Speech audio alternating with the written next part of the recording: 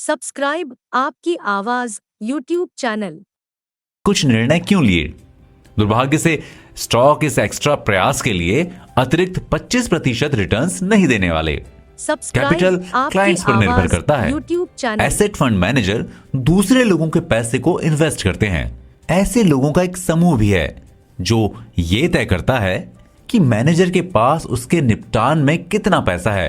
वे bad markets के दौरान अपना पैसा वापस खींच लेते हैं और उछाल के दौरान इसे और अधिक डालते हैं। बल्कि मार्केट में इन्वेस्टमेंट का तरीका ठीक इसके विपरीत होता है। जब मार्केट की हालत खराब हो तो खरीदो और उछाल में बेचो। यह मैनेजर को निम्नलिखित दुविधा के साथ छोड़ देता है। जब सब कुछ महंगा होता है तो उसके पास इन्वेस्ट करने के लिए बहुत पैसा होता है, और जब सब कुछ सस्ता होता है तो बहुत कम होता है। क्या इंडिविजुअल इन्वेस्टर के पास इनमें से कोई नुकसान है? नहीं। अमेचर्स इन्वेस्टर को अक्सर प्रोफेशनल पर एक बड़ा फायदा होता है। आने वाले एपिसोड में हम बात करेंगे क्या ये जुआ है या कुछ और। दुर्भाग्य से शेयरों में इन्वेस्टमेंट करना अभी भी कई लोगों द्वारा जुआ माना जाता है। यदि आप नहीं जानते कि आप क्या कर रहे हैं और यदि आपके पास स्किल और डेडिकेशन नहीं है तो डेफिनेटली ये जुआ है। अगले एपिसोड में हम बात करेंगे क्या ये जुआ है या कुछ और। क्या ये जुआ है या कुछ और? पीटर लिंच का मानना है, मेरे लिए एक इन्वेस्टमेंट केवल एक जुआ है जिसमें आप बाधाओं को अपने पक्ष में झुकाने में कामयाब रहे हैं। क्या ये जुआ है या कुछ और? डेब्ट में इन्वेस्टमेंट और शेयरों या कंपनियों में इन्वेस्टमेंट के बीच के अंतर को समझना जरूरी है। बॉन्ड, मनी मार्केट या सीडी, जिसका फुल फॉर्म है सर्टिफिकेट ऑफ डिपॉजिट में इन्वेस्ट करना, डेब्ट के सभी अलग अलग रूप हैं जिसके लिए इंटरेस्ट पे किया जाता है। ऐतिहासिक रूप से डेब्ट इंस्ट्रूमेंट ने 5% से कम प्रॉफिट दर्ज किया है। बॉन्ड में आप एक स्पेयर चेंज के अलावा ज्यादा कुछ नहीं होते हैं। जब आप किसी को पैसा उधार देते हैं तो आप इसे वापस पाने के लिए उम्मीद करते हैं, साथ ही इंटरेस्ट भी पाना चाहते हैं। शेयरों में इन्वेस्टमेंट निश्चित रूप से कर्ज में इन्वेस्ट करने की तुलना में अधिक प्रॉफिटेबल है। 1927 के बाद से आम शेयरों ने एवरेज 9.8% प्रति वर्ष की बढ़त दर्ज की है। स्टॉक में इन्वेस्ट करने से असीमित प्रॉफिट होता है क्योंकि आप एक समृद्ध और विस्तारित बिजनेस में भागीदार हैं। बॉन्ड की तुलना में स्टॉक अधिक रिस्क भरा होता है। ऐसी कई कंपनियां हैं जो लिस्ट से गायब हो गई हैं। कंपनी का भाग्य बदल जाता है। इसमें कोई आश्वासन नहीं है कि बड़ी कंपनियां माइनर नहीं बनेंगी। जब आप जल्दबाजी में गलत समय पर भले ही सही स्टॉक खरीदें और वो भी गलत कीमत पर आप उन स्टॉक्स को खरीदें तो आपको भारी नुकसान होगा। बॉन्ड में इन्वेस्टमेंट करना पूरी तरह से रिस्क रहित नहीं है।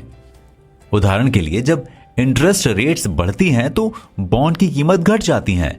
इसलिए आप या तो कम इंटरेस्ट स्वीकार करते हैं या अपने बॉन्ड को अंकित वैल्यू पर पर्याप्त डिस्काउंट पर बेचते हैं। दुर्भाग्य से शेयरों में इन्वेस्ट करना अभी भी कई लोगों द्वारा जुआ माना जाता है। यह जुआ है यदि आप नहीं जानते कि आप क्या कर रहे हैं और यदि आपके पास स्किल और डेडिकेशन नहीं है।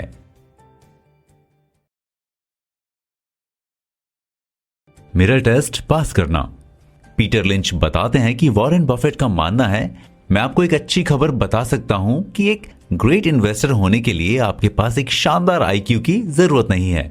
अगर आपके पास 160 आईक्यू है तो किसी और को 30 अंक बेच दें, क्योंकि आपको इन्वेस्टमेंट में इसकी जरूरत नहीं होगी। आपको इन्वेस्टमेंट के लिए जो चाहिए वो है सही स्वभाव।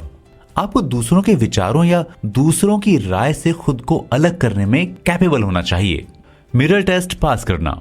किसी भी कंपनी का शेयर खरीदने से पहले 3 इंडिविजुअल मुद्दों को संबोधित किया जाना चाहिए। पहला, क्या मेरे पास एक घर है? दूसरा, क्या मुझे पैसे की जरूरत है? और तीसरा, क्या मेरे पास पर्सनल क्वालिटीज हैं जो मुझे शेयरों में सफलता दिलाएगी? शेयरों में इन्वेस्ट करने से पहले आपको घर खरीदने के बारे में विचार करना चाहिए। ज्यादातर लोगों के लिए घर खरीदना एक बेहतर इन्वेस्टमेंट है क्योंकि उनके लिए ये एक सेफ इन्वेस्टमेंट है। ये इन्फ्लेशन में एक अच्छा बचाव है। इसके अलावा ये आपको आपके सर पर एक छत और परमानेंस की भावना देता है जहां आप कई सालों तक रह सकते हैं। दूसरा, क्या मुझे पैसे चाहिए? जो पैसा आप शेयरों में इन्वेस्ट करना चाहते हैं वो वास्तव में सरप्लस होना चाहिए। उदाहरण के लिए, यदि आपको 2 या 3 वर्षों में किसी एक बच्चे की कॉलेज शिक्षा के लिए फीस पे करना है तो उस पैसे को स्टॉक में ना डालें।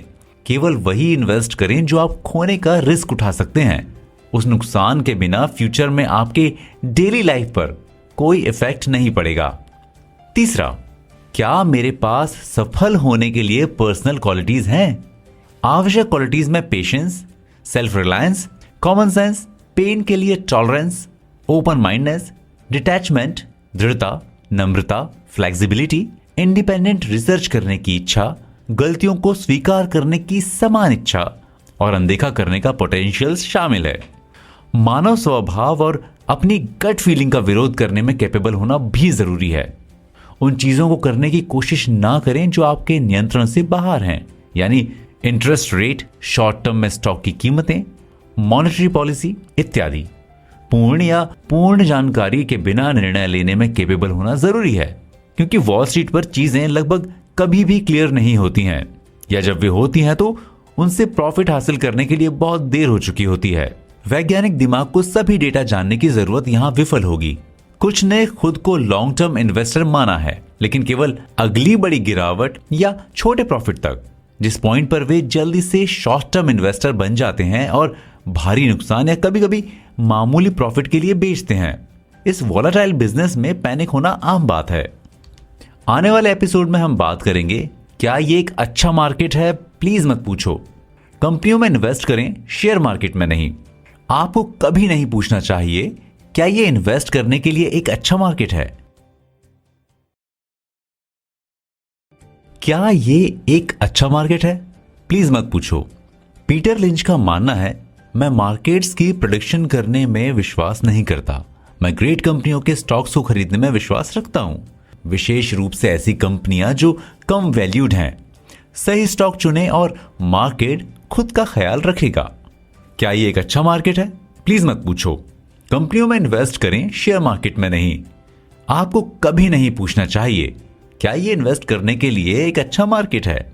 Technical analyst, gold experts, macro economist और फोरकास्टर सहित हजारों प्रोफेशनल मार्केट मंदी, उछाल और हलचल, इन्फ्लेशन, इंटरेस्ट रेट, केंद्रीय बैंक की नीति आदि की प्रेडिक्शन करने की कोशिश करते हैं, लेकिन वे किसी भी उपयोगी स्थिरता के साथ मार्केट को प्रेडिक्ट नहीं कर पाए हैं। जाहिर है कि आपको शेयरों में पैसा बनाने के लिए शेयर मार्केट की प्रेडिक्शन करने में कैपेबल होने की जरूरत नहीं है, नहीं तो मैं कोई पैसा नहीं कमाता। अगर मैं आपको इस एक बात के लिए मना पाया तो मुझे लगेगा कि इस किताब ने अपना काम कर दिया है। और अगर आप मुझ पर विश्वास नहीं करते हैं तो वॉरेन बफेट पर विश्वास करें। जहां तक मेरा संबंध है, बफेट ने लिखा है, शेयर मार्केट मौजूद नहीं है। यह केवल ये देखने के लिए एक रेफरेंस के रूप में है कि कोई मूर्खतापूर्ण कुछ करने की पेशकश तो नहीं कर रहा है। यह कहना नहीं है कि एक अधिक वैल्यूएबल मार्केट जैसी कोई चीज नहीं है, लेकिन इसके बारे में चिंता करने की कोई बात नहीं है। जिस तरह से आपको पता चल जाएगा कि मार्केट कब अधिक वैल्यूएबल है, जब आपको एक ऐसी कंपनी नहीं मिल रही है जिसकी उचित कीमत है या जो इन्वेस्ट करने के लिए आपके अन्य क्राइटेरिया को पूरा करता हो। The cocktail theory. यदि प्रोफेशनल इकोनॉमिस्ट इकोनॉमीज को प्रेडिक्ट नहीं कर सकते हैं और प्रोफेशनल फोरकास्टर्स मार्केट्स को प्रेडिक्ट नहीं कर सकते हैं तो अमेचर इन्वेस्टर के पास क्या मौका है? आप पहले से ही उत्तर जानते हैं, जो मुझे मार्केट फोरकास्टिंग के अपने कॉकटेल पार्टी सिद्धांत में लाता है, जो कि लिविंग रूम में खड़े होकर निकटतम 10 लोगों ने स्टॉक के बारे में क्या कहा कि किन वजहों से वर्षों में विकसित हुआ है। ऊपर की ओर मार्केट के पहले स्टेज में एक जो कुछ समय से नीचे है और किसी को फिर से बढ़ने की उम्मीद नहीं है। लोग शेयरों के बारे में बात नहीं कर रहे हैं। वास्तव में अगर वे मुझसे पूछते हैं कि मैं जीने के लिए क्या करता हूं और मैं जवाब देता हूं मैं एक इक्विटी म्यूचुअल फंड को मैनेज करता हूं, तो वे विनम्रता से सिर हिलाते हैं और भटक जाते हैं। यदि वे भटकते नहीं हैं तो वे जल्दी से विषय को सेलेक्टिव खेल, अपकमिंग चुनाव या मौसम में बदल देते हैं। जल्द ही वे पास के एक दंत चिकित्सक से प्लाक के बारे में बात कर रहे होते हैं। जब शेयरों के बारे में इक्विटी म्यूचुअल फंड के मैनेजर के बजाय 10 लोग दंत चिकित्सक से प्लाक के बारे में बात करेंगे तो संभावना है कि मार्केट में तेजी आने वाली है। स्टेज 2 में जब मैंने ये कबूल कर लिया कि मैं जीने के लिए क्या करता हूं, तो नए परिचित थोड़े लंबे समय तक रुकते हैं, शायद ये बताने के लिए कि शेयर मार्केट कितना रिस्क भरा है। इससे पहले कि वे दंत चिकित्सक के बारे में बात करने के लिए आगे बढ़ें, कॉकटेल पार्टी की बात अभी भी शेयरों की तुलना में प्लाक के बारे में अधिक है। मार्केट पहले स्टेज में 15% ऊपर है, लेकिन कुछ ध्यान दे रहे हैं तीसरे स्टेज में मार्केट में पहले स्टेज से 30% की ग्रोथ के साथ। इच्छुक पार्टियों की भीड़ पूरी शाम मेरे चारों ओर दंत चिकित्सक और मंडलों की उपेक्षा करती है। उत्साही व्यक्तियों का एक उत्तराधिकारी मुझे ये पूछने के लिए एक तरफ ले जाता है कि उन्हें कौन सा स्टॉक खरीदना चाहिए। यहां तक कि एक डेंटिस्ट भी मुझसे पूछ रहा है कि उसे कौन सा स्टॉक खरीदना चाहिए। पार्टी में हर किसी ने किसी न किसी मुद्दे पर पैसा लगाया है और वे सभी चर्चा कर रहे हैं कि क्या हुआ है। स्टेज 4 में एक बार फिर वे मेरे चारों ओर भीड़ में हैं, लेकिन इस बार मुझे ये बताना है कि मुझे कौन से स्टॉक खरीदना चाहिए। यहां तक कि दंत चिकित्सक के पास 3 या 4 युक्तियां हैं और अगले कुछ दिनों में मैं अखबार में उनकी सिफारिशों को देखता हूं और वे सभी बढ़ गए हैं।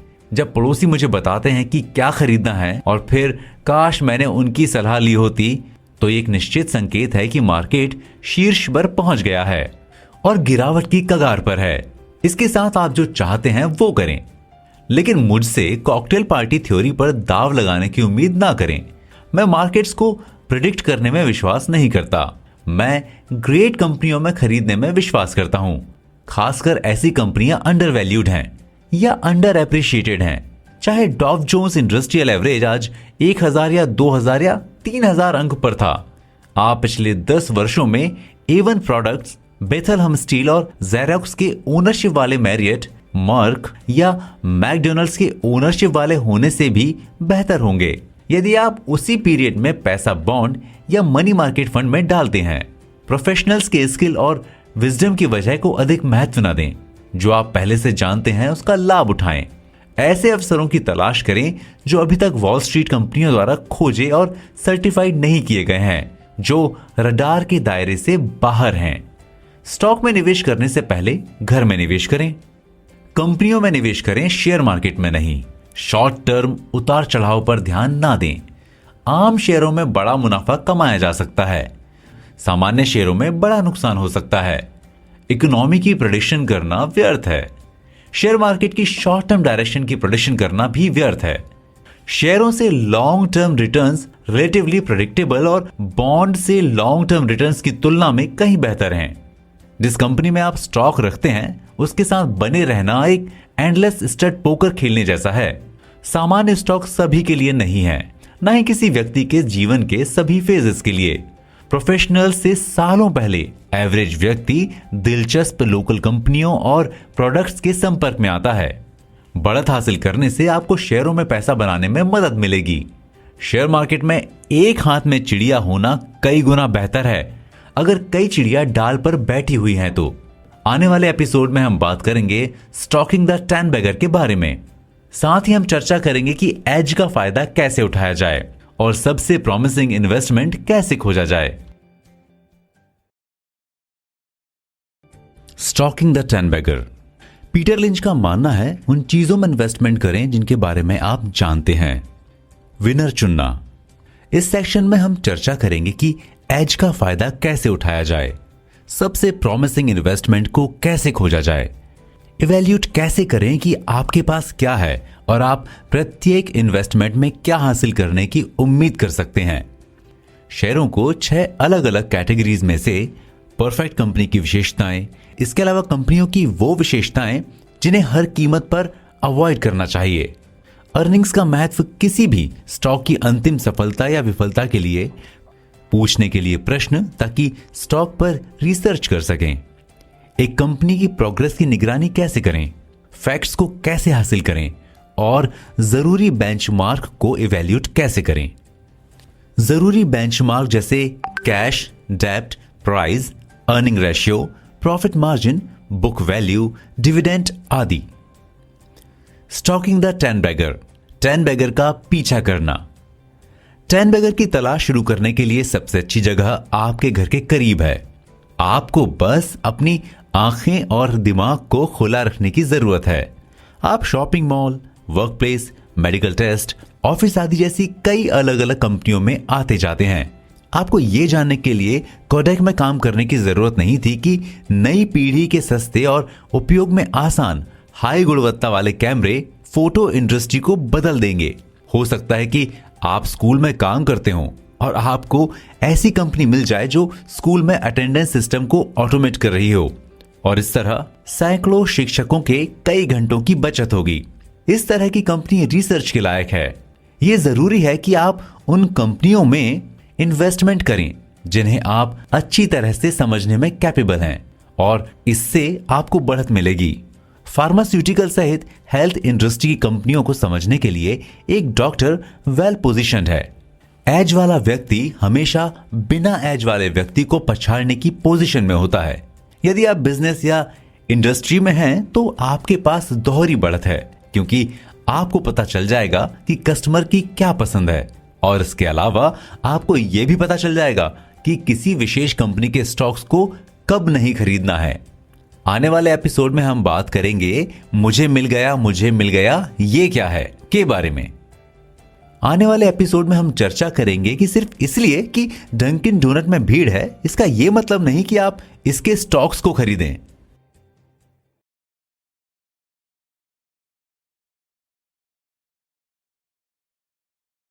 मुझे मिल गया ये क्या है। पीटर लिंच का मानना है रिसर्च के बिना इन्वेस्ट करना स्टड पोकर खेलना और कभी कार्ड नहीं देखने जैसा है। आपको बस इतना करना है कि आप अपने स्टॉक को चुनने में उतना ही प्रयास करें जितना आप अपने किराने का सामान खरीदने में करते हैं। मुझे मिल गया ये क्या है। पिछले एपिसोड में जो नॉलेज आपको मिला है वो केवल एक स्टोरी की ओर ले जाता है जिसे विकसित किया जाना है। सिर्फ इसलिए कि डंकिन डोनट में भीड़ है इसका मतलब ये नहीं कि आप इसके स्टॉक्स को खरीदें। बॉटम लाइन क्या है, यदि आपको लगता है कि किसी कंपनी का प्रोडक्ट जरूरी रूप से बढ़ने वाला है तो सवाल यह है कि वो प्रोडक्ट रेवेन्यू या नेट इनकम में कितने % हिस्सा कंट्रीब्यूट करता है। प्रॉक्टर एंड गैम्बल जैसी कंपनियों के लिए पैम्पर्स एक फास्ट ग्रोअर प्रोडक्ट हो सकता है, लेकिन कंपनी के बॉटम पर इसका इफेक्ट बहुत छोटा हो सकता है। आपको बड़ी बढ़त छोटी कंपनियों में इन्वेस्टमेंट करने से मिलेगी। जितनी बड़ी कंपनी होगी ग्रोथ के % को स्थिर रखना या बढ़ाना उतना ही मुश्किल होगा। आपको छोटी कंपनियों में अपनी बिगेस्ट मूव मिलेगी। 2 साल में आपके पैसे को चौगुना करने की उम्मीद करके आप कोको कोला जैसी स्टॉलवर्स कंपनी में स्टॉक मत खरीदो। द 6 कैटेगरी मतलब 6 श्रेणियां। एक बार जब आप किसी विशेष इंडस्ट्री में कंपनीज पर रिसर्च करके उनके साइज को समझ लेते हैं तो आप उन सारी रिसर्च की हुई कंपनियों को 6 सामान्य कैटेगरीज में डिवाइड कर सकते हैं। Slow goers, stalwarts, fast growers, cyclical, asset plays और टर्न अराउंड। इन 6 कैटेगरीज में से 3 का रिलेशनशिप ग्रोथ स्टॉक से है। आप ग्रोथ स्टॉक को स्लो गोअर्स, मीडियम ग्रोअर्स और फिर फास्ट ग्रोअर्स सुपर स्टॉक में सेपरेट कर सकते हैं। जो सबसे अधिक ध्यान देने योग्य बात है, ग्रोथ कंपनीज प्रत्येक सक्सेसिव ईयर में अधिक सेल्स, अधिक प्रोडक्शन और अधिक प्रॉफिट में एक्सपेंशन करती हैं। पहला, स्लो ग्रोअर्स। बड़ी और एजिंग कंपनियां स्लो ग्रोअर्स हैं, लेकिन ग्रॉस नेशनल प्रोडक्ट की तुलना में थोड़ी तेज हैं। वे फास्ट ग्रोअर्स के रूप में शुरू हुए और इवेंचुअली बाहर निकल आए। जब इंडस्ट्री धीमी हो जाती है तो इंडस्ट्री के भीतर की ज्यादातर कंपनियां भी स्लो हो जाती हैं। जल्दी या बाद में हर लोकप्रिय फास्ट ग्रोअर इंडस्ट्री स्लो गति से बढ़ रही है। स्लो ग्रोअर्स का निश्चित संकेत यह है कि यह एक जेनरस और रेगुलर डिविडेंड पे करता है। कंपनियां जेनरस डिविडेंड पे करती हैं जब वे बिजनेस के एक्सपेंशन के लिए धन का उपयोग करने के लिए नए तरीकों का सपना नहीं देख सकती हैं। अगर कंपनियां कहीं तेजी से नहीं जा रही हैं तो ना ही उनके शेयरों की कीमत बढ़ेगी। अगर अर्निंग में ग्रोथ ही कंपनी को समृद्ध बनाती है तो स्लॉगर्स पर समय बर्बाद करने का क्या मतलब है। दूसरा, द स्टॉलवर्ड्स। ये बहु अरब कंपनियां हैं जिनके स्लो गोअर्स की तुलना में तेजी से बढ़ने की उम्मीद है। स्टॉलवर्ड्स अच्छे परफॉर्मर्स रहे हैं लेकिन स्टार परफॉर्मर्स नहीं। स्टॉलवर्ड्स में अर्निंग में सालाना 10 से 12% की बढ़ोतरी की उम्मीद है। आपका प्रॉफिट इस बात पर निर्भर करता है कि आप क्या खरीदते हैं और किस कीमत पर उसे खरीदते हैं। आप स्टॉलवर्ड्स में एक बड़ा प्रॉफिट कमा सकते हैं। इस श्रेणी की कंपनियां मंदी और मुश्किल समय के दौरान अच्छी सुरक्षा प्रदान करती हैं। उदाहरण के लिए, मंदी के दौरान भी लोग कॉर्नफ्लेक्स खाना जारी रखेंगे और इस तरह कैलॉग तेजी से बढ़ेगा। तीसरा, द फास्ट ग्रोअर्स, तेजी से बढ़ने वाले। ये छोटे अग्रेसिव नए एंटरप्राइजेस हैं जो सालाना 20 से 25% की रेट से बढ़ते हैं। शेयर मार्केट में बड़े विनर तब तक हैं जब तक वे ग्रोथ को बनाए रख सकते हैं। छोटे पोर्टफोलियो से इनमें एक या दो ही करियर बना सकते हैं। एक तेजी से बढ़ने वाली कंपनी को तेजी से बढ़ती इंडस्ट्री में होना जरूरी नहीं है। फास्ट ग्रोवर्स में रिस्क ओवर जेलस और अंडर फाइनेंस यंग कंपनियों में है। चौथा, सिक्लिकल। एक सिक्लिकल इंडस्ट्री में कंपनियों की सेल्स और प्रॉफिट रेगुलर रूप से एक्सपेंशन और रेगुलरली कॉन्ट्रैक्टिंग होती रहती है। ऑटो और एयरलाइंस, टायर कंपनियां, स्टील कंपनियां और केमिकल कंपनियां सभी सिक्लिकल हैं। जब इकोनॉमी का एक्सपेंशन हो रहा होता है, सिक्लिकल कंपनियां फल फूल रही होती हैं और उनके शेयर की कीमतें स्टॉलवर्ट्स की प्रक्रिया की तुलना में बहुत तेजी से बढ़ती हैं। जब इकोनॉमी सिकुड़ती है तो उनकी सेल्स और मुनाफे में तेजी से गिरावट आती है और इस तरह स्टॉक की कीमत कम हो जाती है। जब इन्हें इकोनॉमिक साइकिल के गलत हिस्से पर खरीदा जाता है तो आपको एक और उछाल देखने में सालों लग सकते हैं। सिक्लिकल में समय सब कुछ है और आपको शुरुआती संकेतों का पता लगाने में कैपेबल होना चाहिए कि बिजनेस गिर रहा है या उठ रहा है। पांचवा, टर्न अराउंड। टर्न अराउंड उम्मीदवारों को पस्त किया गया है, डिप्रेस्ड किया गया है और नीचे के साइकिल में इतना नीचे चला गया है कि लोग सोचते हैं कि ये फिर कभी वापस नहीं आएगा। एक खराब प्रतिबंधित साइक्लिकल है और हमेशा एक पोटेंशियल कैंडिडेट होता है। ज्यादातर टर्न अराउंड विफल हो जाते हैं, लेकिन कभी कभार बड़ी सफलता टर्न अराउंड बिजनेस को बहुत रोमांचक और ओवरऑल रूप से बहुत फायदेमंद बनाती है। इन्वेस्टर्स को उन त्रासदियों से दूर रहना चाहिए जहां परिणाम को मेजर नहीं किया जा सकता। उन टर्न अराउंड की सफल होने की संभावना है जो उनके मुख्य बिजनेस पर ध्यान केंद्रित करते हैं और अन्य व्यवसायों से बाहर निकलते हैं, जो बिजनेस में डाइवर्सिफिकेशन लाते हैं। छठवां, the asset plays. Asset play वे कंपनियां हैं जो किसी वैल्यूएबल चीज पर बैठी हैं, जैसे जिसके बारे में आप जानते हैं लेकिन ताज की अनदेखी की गई है। एसेट प्ले में लोकल बढ़त का सबसे बड़ा फायदा उठाया जा सकता है। संक्षेप में, आप एसेट के साथ एक ऐसे बिजनेस की तलाश कर रहे हैं, चाहे वो कैश हो, इन्वेस्टमेंट हो, एसेट या मशीन आदि हो, जो उस कीमत से अधिक है जो आप स्टॉक के लिए पे करेंगे। कंपनियां हमेशा के लिए एक ही श्रेणी में नहीं रहती हैं। हाई ग्रोथ कंपनियां हमेशा के लिए दोहरे अंकों की ग्रोथ को बनाए नहीं रख सकती हैं। तेजी से बढ़ने वाली कंपनियां स्ट्रॉन्गर और स्लो गोअर्स बन जाएंगी और इतनी नीचे जा सकती हैं कि वे टर्न अराउंड कैंडिडेट बन सकती हैं। शेयरों को कैटेगरीज में रखना स्टोरी को विकसित करने का पहला कदम है, ताकि आप जान सकें कि ये किस तरह की स्टोरी है। आने वाले एपिसोड में हम बात करेंगे बिल्कुल सही स्टॉक क्या डील है के बारे में। आने वाले एपिसोड में हम चर्चा करेंगे कि किसी कंपनी को विकसित करना बहुत आसान है यदि उसका बिजनेस सिंपल है और इस प्रकार समझने में आसानी होती है। बिल्कुल सही स्टॉक क्या डील है। पीटर लिंच का मानना है, यदि आप बेसिक व्यवसाय को समझते हैं तो कंपनी की स्टोरी हासिल करना बहुत आसान है। इसलिए मैं फाइबर ऑप्टिक्स की बजाय संचार उपग्रहों या मोटेल चेन्स में पैंटीहोज में इन्वेस्टमेंट करना पसंद करूंगा। ये जितना सिंपल है मुझे उतना ही अच्छा लगता है। जब कोई कहता है कि कोई भी बेवकूफ इस ज्वाइंट को चला सकता है, जहां तक मेरा संबंध है ये एक प्लस पॉइंट है, क्योंकि देर सबेर कोई बेवकूफ इसे चलाने वाला है। बिल्कुल सही स्टॉक क्या डील है। किसी कंपनी को विकसित करना बहुत आसान है यदि उसका बिजनेस सिंपल है और इस प्रकार समझने में आसान है। कोई भी बेवकूफ इस बिजनेस को चला सकता है। यह परफेक्ट कंपनी की एक विशेषता है। जिस तरह के स्टॉक का मैं सपना देखता हूं, निम्नलिखित 13 विशेषताएं आपके लिए कंपनी ढूंढना आसान बना देंगी। पहला, यह नीरस लगता है। यह से भी बेहतर हास्यास्पद पूर्ण स्टॉक को परफेक्ट कंपनी से जोड़ा जाएगा और परफेक्ट कंपनी को पूरी तरह से सिंपल बिजनेस में एंगेज होना चाहिए और पूरी तरह से सिंपल बिजनेस का पूरी तरह से डल नाम होना चाहिए। ये जितना डल हो उतना अच्छा है। दूसरा, ये कुछ डल करता है। मैं और भी उत्साहित हो जाता हूं जब एक डल नाम वाली कंपनी भी कुछ डल करती है। एक कंपनी जो डल चीजें करती है वो लगभग उतनी ही अच्छी होती है जितनी एक डल नाम वाली कंपनी, और दोनों एक साथ बहुत बढ़िया होती हैं। दोनों एक साथ ऑक्सीमोरॉन को दूर रखने की गारंटी देते हैं, जब तक कि अच्छी खबर उन्हें खरीदने के लिए इन्वेस्टर्स को मजबूर नहीं करती। इस प्रकार स्टॉक की कीमत और भी अधिक हो जाती है। तीसरा, ये कुछ एक्सेप्ट नहीं करता कि अकेले बोरिंग से बेहतर एक स्टॉक है जो एक ही समय में डल मतलब नीरस और डिस्गस्टिंग है, कुछ ऐसा जो लोगों को इन्वेस्टमेंट करने से रोक लेता है। इन्वेस्टर पीछे हट जाता है या डिस्गस्ट से दूर हो जाता है। यह परफेक्ट डिसीजन है। चौथा, यह एक स्पिन ऑफ है। विभागों या कंपनियों के कुछ हिस्सों को अलग अलग फ्री स्टैंडिंग एंटिटीज में, जैसे कि शिकागो रॉहाइड से सेफ्टी क्लीन या इंटरस्टेट डिपार्टमेंट स्टोर से खिलौने, अक्सर आश्चर्यजनक रूप से आकर्षक इन्वेस्टमेंट होते हैं।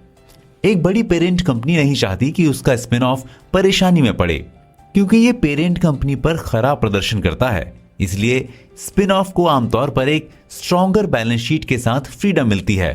स्पिन ऑफ के पास आमतौर पर स्ट्रॉन्गर बैलेंस शीट होती है और इंडिपेंडेंट एंटिटीज के रूप में सफल होने के लिए अच्छी तरह से तैयार होती है।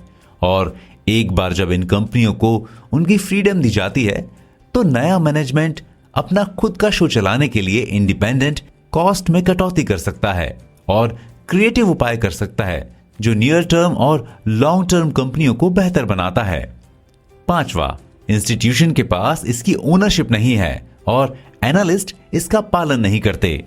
यदि आपको कम या बिना इंस्टीट्यूशनल ओनरशिप वाला स्टॉक मिलता है तो आपको एक पोटेंशियल विनर मिल गया है। एक ऐसी कंपनी का पता लगाएं जिसके बारे में कोई एनालिस्ट भी नहीं जानता, या जिसके बारे में कोई भी एनालिस्ट ये स्वीकार नहीं करेगा कि वो उस कंपनी के बारे में जानता है, और इससे आपको दोहरा विनर मिल गया है।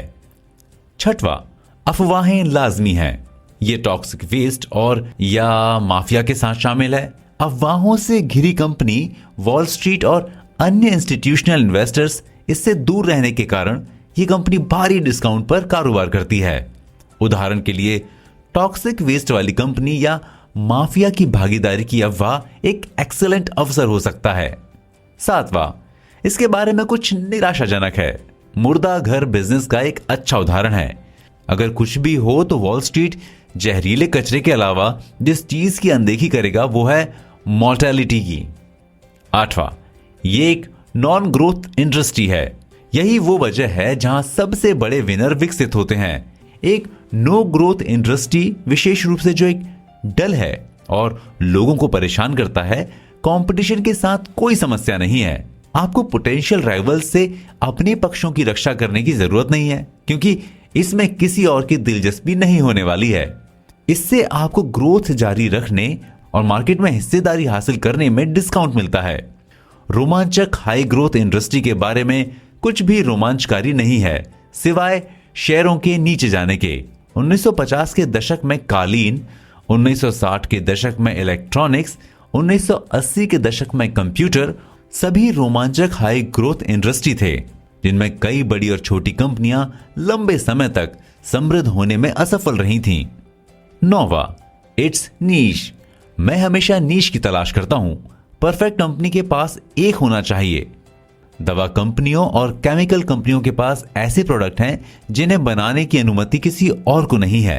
केमिकल कंपनियों के पास कीटनाशकों और जड़ी बूटियों में नीश है। किसी जहर को मंजूरी देना किसी इलाज को मंजूरी देने से आसान नहीं है। रॉबिन्सन या टाइलेनॉल, कोको कोला या मार्लबोरो ब्रांड जैसे नाम लगभग नीचे के समान ही अच्छे हैं।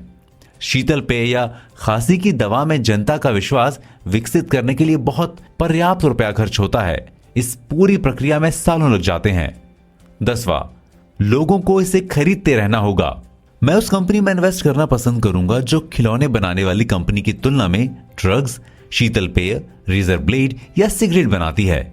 खिलौना इंडस्ट्री में कोई भी एक अद्भुत गुड़िया बना सकता है जो हर बच्चे के पास होनी चाहिए, लेकिन हर बच्चे को केवल एक ही मिलता है। जब व्यापार का इतना स्थिर दौर है तो फिक्कल खरीदारी पर रिस्क क्यों लें? 11वां, ये टेक्नोलॉजी का यूजर है। एक एंडलेस प्राइस वॉर में जीवित रहने के लिए संघर्ष करने वाली कंप्यूटर कंपनियों में इन्वेस्ट करने के बजाय ऐसी कंपनियों में इन्वेस्ट क्यों न करें जो प्राइस वॉर से बेनिफिटेड हों। ऑटोमेटिक स्कैनर बनाने वाली कंपनी में इन्वेस्ट करने के बजाय क्यों ना उस सुपरमार्केट में इन्वेस्ट करें जिसने ऐसे स्कैनर्स इंस्टॉल करवाए हैं। यदि कोई स्कैनर किसी सुपरमार्केट कंपनी को उसकी कॉस्ट में केवल 3% की कटौती करने में मदद करता है तो ये फैक्टर अकेले ही उस कंपनी की इनकम को दोगुना कर सकता है। 12वां, अंदरूनी खरीदार हैं। किसी स्टॉक की पोटेंशियल सफलता के लिए इससे बेहतर कोई टिप ऑफ नहीं है कि कंपनी में लोग अपना पैसा उसमें लगा रहे हैं। जब मैनेजमेंट स्टॉक का ओनर होता है तो शेयर होल्डर्स को रिवॉर्ड करना पहली प्रायोरिटी बन जाती है, जबकि जब मैनेजमेंट केवल तनख्वाह जमा करता है तो वेतन बढ़ाना पहली प्रायोरिटी बन जाती है। केवल एक कारण है कि इनसाइडर्स खरीदते हैं। उन्हें लगता है कि स्टॉक की कीमत को इवैल्यूएट नहीं किया गया है और इवेंचुअली ऊपर जाएगा। 13वां, कंपनी शेयर वापस खरीद रही है। शेयरों का वापस खरीदना सबसे आसान और सबसे अच्छा तरीका है जिससे कंपनी अपने इन्वेस्टर्स को रिवॉर्ड कर सकती है। अगर किसी कंपनी को अपने फ्यूचर पर भरोसा है तो उसे खुद में इन्वेस्ट क्यों नहीं करना चाहिए, जैसा कि शेयर होल्डर करते हैं। जब कंपनी द्वारा स्टॉक खरीदा जाता है तो इसे प्रचलन से बाहर कर दिया जाता है, इसीलिए बकाया शेयरों की संख्या कम हो जाती है। ये प्रति शेयर इनकम पर जादुई इफेक्ट डाल सकता है जो बदले में शेयर की कीमत पर जादुई इफेक्ट डालता है। अगर कोई कंपनी अपने आधे शेयर वापस खरीद लेती है और उसकी कुल अर्निंग वही रहती है तो प्रति शेयर इनकम दुगनी हो गई है। कुछ कंपनियां कॉस्ट्स में कटौती या अधिक विजेट बेचकर इस तरह का परिणाम हासिल कर सकती हैं। आने वाले एपिसोड में हम बात करेंगे जिन शेयरों को मैं बेचना चाहता हूं के बारे में। आने वाले एपिसोड में हम चर्चा करेंगे कि अगर मुझे एक स्टॉक से बचना है तो वो है सबसे हॉट स्टॉक। जिन शेयरों से मैं बचना चाहता हूं।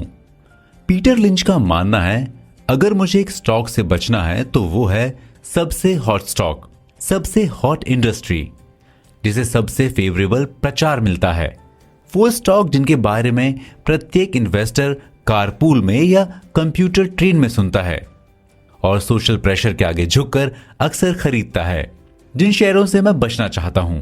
सबसे हॉट इंडस्ट्री में सबसे बड़ा स्टॉक, ये वो स्टॉक है जिसके बारे में सभी को सुनने को मिलता है। हॉट स्टॉक तेजी से ऊपर जाते हैं, लेकिन जब कीमत गिरती है तो ये भी तेजी से गिरती है। ज्यादातर लोग इसीलिए खरीदते हैं क्योंकि दूसरे इसे इस उम्मीद के साथ खरीद रहे हैं जल्द ही इसकी कीमत तेजी से बढ़ेगी। यदि आपको प्रत्येक लगातार हॉट इंडस्ट्री में सबसे हॉट स्टॉक में इन्वेस्ट करने से होने वाले मुनाफे से दूर रहना पड़ता है तो जल्द ही आप वेलफेयर पर होंगे। अगली चीज से सावधान रहें। एक और स्टॉक जिसे मैं टालना चाहता हूं वो है एक कंपनी में एक स्टॉक, जिसे अगले IBM, अगले मैकडोनल्ड्स, अगले इंटेल या अगले डिज्नी इत्यादि के रूप में बताया गया है। मेरे अनुभव में लगभग कभी नहीं होता। डाइवर्सिफिकेशन से बचें। शेयर होल्डर्स के लिए वैल्यू तब खो जाती है जब कंपनी टेक ओवर के लिए अधिक पे करती है और जब टेक ओवर पूरी तरह से उनकी समझ के दायरे से बाहर हो जाता है। ज्यादातर मामलों में शेयरों को वापस खरीदना या डिविडेंड्स बढ़ाना टेक ओवर से बेहतर ऑप्शन है। ट्रिक ये है कि संबंधित बिजनेस में सही टेक ओवर खोजने और सफलतापूर्वक मैनेजमेंट करने की है। विस्पर स्टॉक से सावधान रहें। समय समय पर लोग आपको एक ऐसी कंपनी के बारे में बताएंगे जो उन्हें लगता है कि इन्वेस्टमेंट करने का एक अच्छा अवसर है। सबसे अधिक संभावना है कि वे इस कंपनी के बारे में हर दूसरे व्यक्ति को बता रहे हैं। वो एक हिप्नोटिक इफेक्ट और एक साइकोलॉजिकल अपील के साथ विस्पर स्टॉक है। मिडिलमैन से सावधान रहें। कंपनी जो अपने इन्वेंट्री का 25 से 50% एक ही कस्टमर को बेचती है वो अनिश्चित पोजीशन में है। यदि एक कस्टमर का नुकसान सप्लायर के लिए विनाशकारी होगा तो मैं सप्लायर में इन्वेस्ट करने से सावधान रहूंगा। रोमांचक नाम वाले स्टॉक से सावधान रहें। जितनी बार एक अच्छी कंपनी में एक डल नाम शुरुआती खरीदारों को दूर रखता है, एक एवरेज कंपनी में एक आकर्षक नाम इन्वेस्टर्स को आकर्षित करता है और उन्हें सुरक्षा की झूठी भावना देता है। जब तक इसमें एडवांस्ड, लीडिंग, माइक्रो या इसमें एक एक्स वाला कुछ फैक्टर है या ये एक रहस्यमय संक्षिप्त नाम है, लोग इसके प्यार में पड़ जाएंगे। आने वाले अगले एपिसोड में हम बात करेंगे अर्निंग अर्निंग अर्निंग के बारे में। आने वाले एपिसोड में हम चर्चा करेंगे कि सिर्फ अर्निंग और एसेट के आधार पर किसी कंपनी के स्टॉक को एनालाइज नहीं करना है। Earning earning earning. Peter Lynch का मानना है अर्निंग और एसेट के आधार पर किसी कंपनी के स्टॉक को एनालाइज करना नहीं है। लोकल लॉन्ड्रोमैट, दवा की दुकान या अपार्टमेंट बिल्डिंग को एनालाइज करने से अलग, जिसे आप खरीदना चाह सकते हैं, हालांकि कभी कभी भूलना आसान होता है, इसका एक हिस्सा स्टॉक लॉटरी टिकट नहीं है, ये एक व्यवसाय का पार्ट, ओनरशिप है। अर्निंग अर्निंग अर्निंग क्या है जो एक कंपनी को वैल्यूएबल बनाता है और कल अधिक वैल्यूएबल बनाएगा? अर्निंग और एसेट, खासकर अर्निंग। कभी कभी स्टॉक की कीमत को कंपनी के वैल्यू तक पहुंचने में सालों लग जाते हैं, लेकिन जल्दी या बाद में वैल्यू हमेशा जीतता है। जब आप अर्निंग और एसेट के आधार पर किसी कंपनी को एनालाइज करते हैं तो ये एक अपार्टमेंट, दवा की दुकान, मैकडॉनल्ड्स या मैकडॉनल्ड्स फ्रेंचाइजी खरीदने से अलग नहीं है। ये याद रखना जरूरी है कि स्टॉक का एक हिस्सा पार्ट ओनरशिप है, लॉटरी का टिकट नहीं। एसेट से सभी लायबिलिटी को घटाने के बाद जो बचता है वो नेट एसेट बुक वैल्यू है। लेकिन अगर कंपनी को लिक्विडेटेड नहीं किया जाता है और क्रेडिटर्स को बेच दिया जाता है तो कंपनी की वैल्यू उसकी एसेट की इनकम अर्जित करने की पोटेंशियल से आता है। अगला कदम कंपनी को पिछली चर्चा में की गई 6 कैटेगरीज में रखना है: slow growers, stalwarts, fast growers, cyclical, asset plays और टर्न अराउंड। फास्ट ग्रोअर्स की सफलता रेट स्टॉलवर्ड्स की तुलना में अधिक है, लेकिन जब जब फास्ट ग्रोअर सफल होता है तो ये अपनी इनकम में भारी अंतर से ग्रोथ करता है। जब आप तेजी से बढ़ने वाली कंपनी में स्टॉक खरीदते हैं तो आप वास्तव में फ्यूचर में अधिक पैसा कमाने के अवसरों पर दांव लगा रहे होते हैं। और जब अर्निंग बढ़ती है तो शेयर की कीमत बढ़ जाती है। पी रेशियो, शेयर की कीमत और कंपनी की अर्निंग के बीच का रिलेशनशिप है। इस बात का उपयोगी उपाय कि क्या कोई स्टॉक कंपनी की मनी मेकिंग पोटेंशियल के रिलेटिव अधिक कीमत वाला, उचित वैल्यू वाला या कम कीमत वाला है। पिछले 12 महीनों या फाइनेंशियल वर्ष के लिए वर्तमान वैल्यू बटे प्रति शेयर इनकम के रूप में कैलकुलेटेड। अंदाजा लगाया जा सकता है कि कंपनी को आपके शुरुआती इन्वेस्टमेंट की रकम वापस पाने में कितने साल लगेंगे। 10 के रेशियो का मतलब है कि बेसिक इन्वेस्टमेंट 10 वर्षों में वापस अर्जित किया जाएगा। पी लेवल स्लो ग्रोअर्स के लिए लोएस्ट और फास्ट ग्रोअर्स के लिए हाईएस्ट होता है। पहला कदम यह होता है कि आप विभिन्न शेयरों के पी रेशियो को देखें जो आपके पास हैं या जिन्हें आप अपनाना चाहते हैं। इंडस्ट्री के क्राइटेरिया के रिलेटिव कम, हाई या एवरेज हैं।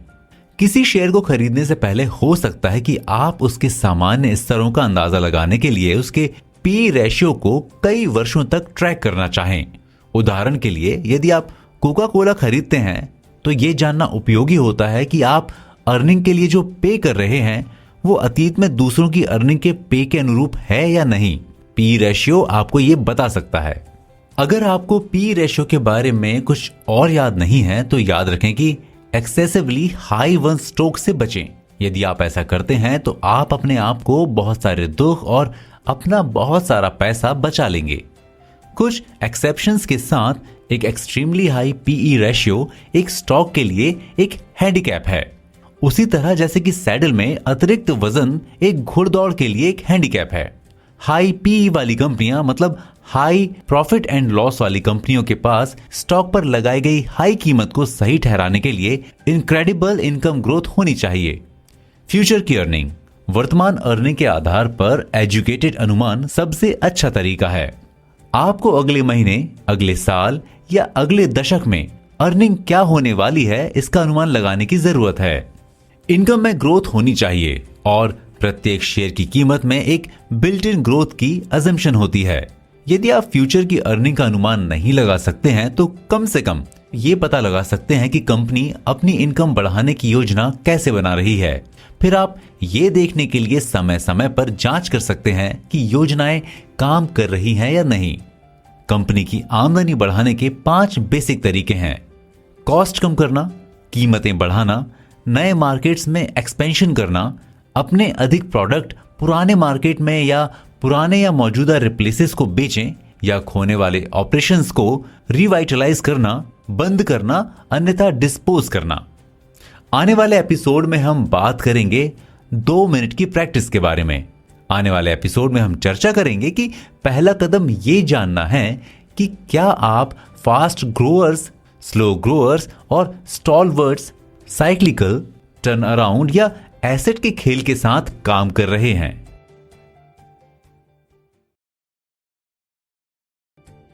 2 मिनट की प्रैक्टिस। पीटर लिंच का मानना है 2 मिनट के मोनोलॉग को आपकी सांस के नीचे गुनगुनाया जा सकता है या कलीग्स के सामने जोर से दोहराया जा सकता है जो ईयरशॉट के भीतर खड़े होते हैं। एक बार जब आप अपने परिवार, अपने दोस्तों या कुत्ते को स्टॉक की कहानी बताने में कैपेबल हो जाते हैं, और मेरा मतलब यह नहीं है कि बस एक आदमी कहता है कि सीजर्स वर्ल्ड एक टेक ओवर है, यहां तक कि एक बच्चा भी इसे समझ सकता है, तो आप पोजीशन की उचित समझ रखते हैं। 2 मिनट की प्रैक्टिस। पहला कदम यह जानना है कि क्या आप फास्ट ग्रोअर्स, स्लो ग्रोअर्स, एक स्टॉलवर्ट्स, साइक्लिकल, टर्न अराउंड या एसेट के खेल के साथ काम कर रहे हैं। और पी रेशियो ने आपको एक मोटा विचार दिया है कि क्या स्टॉक, जैसा कि वर्तमान में कीमत है, कम या अधिक वैल्यूड है। अगला कदम कंपनी के बारे में जितना संभव हो उतना सीखना है और ये अतिरिक्त समृद्धि लाने के लिए क्या करने जा रहे हैं, इसे स्टोरी के रूप में जाना जाता है। स्टॉक खरीदने से पहले आपको 2 मिनट का एक मोनोलॉग देने में कैपेबल होना चाहिए, जिसमें आपके इंटरेस्ट के कारण कंपनी के सफल होने के लिए क्या होना चाहिए और इसके रास्ते में आने वाले क्या नुकसान शामिल हैं। यहां 2 मिनट के एकालाप मतलब मोनोलॉग के कुछ उदाहरण दिए गए हैं। स्लो गति से बढ़ने वाला, डिविडेंड्स पर ध्यान दें। इस कंपनी ने पिछले 10 वर्षों में हर साल अर्निंग में ग्रोथ की है। ये एक आकर्षक उपज प्रदान करता है। ये कभी भी डिविडेंड्स को कम या निलंबित नहीं करता है और वास्तव में पिछले 3 मंदी सहित अच्छे समय और बुरे के दौरान डिविडेंड्स बढ़ाया है।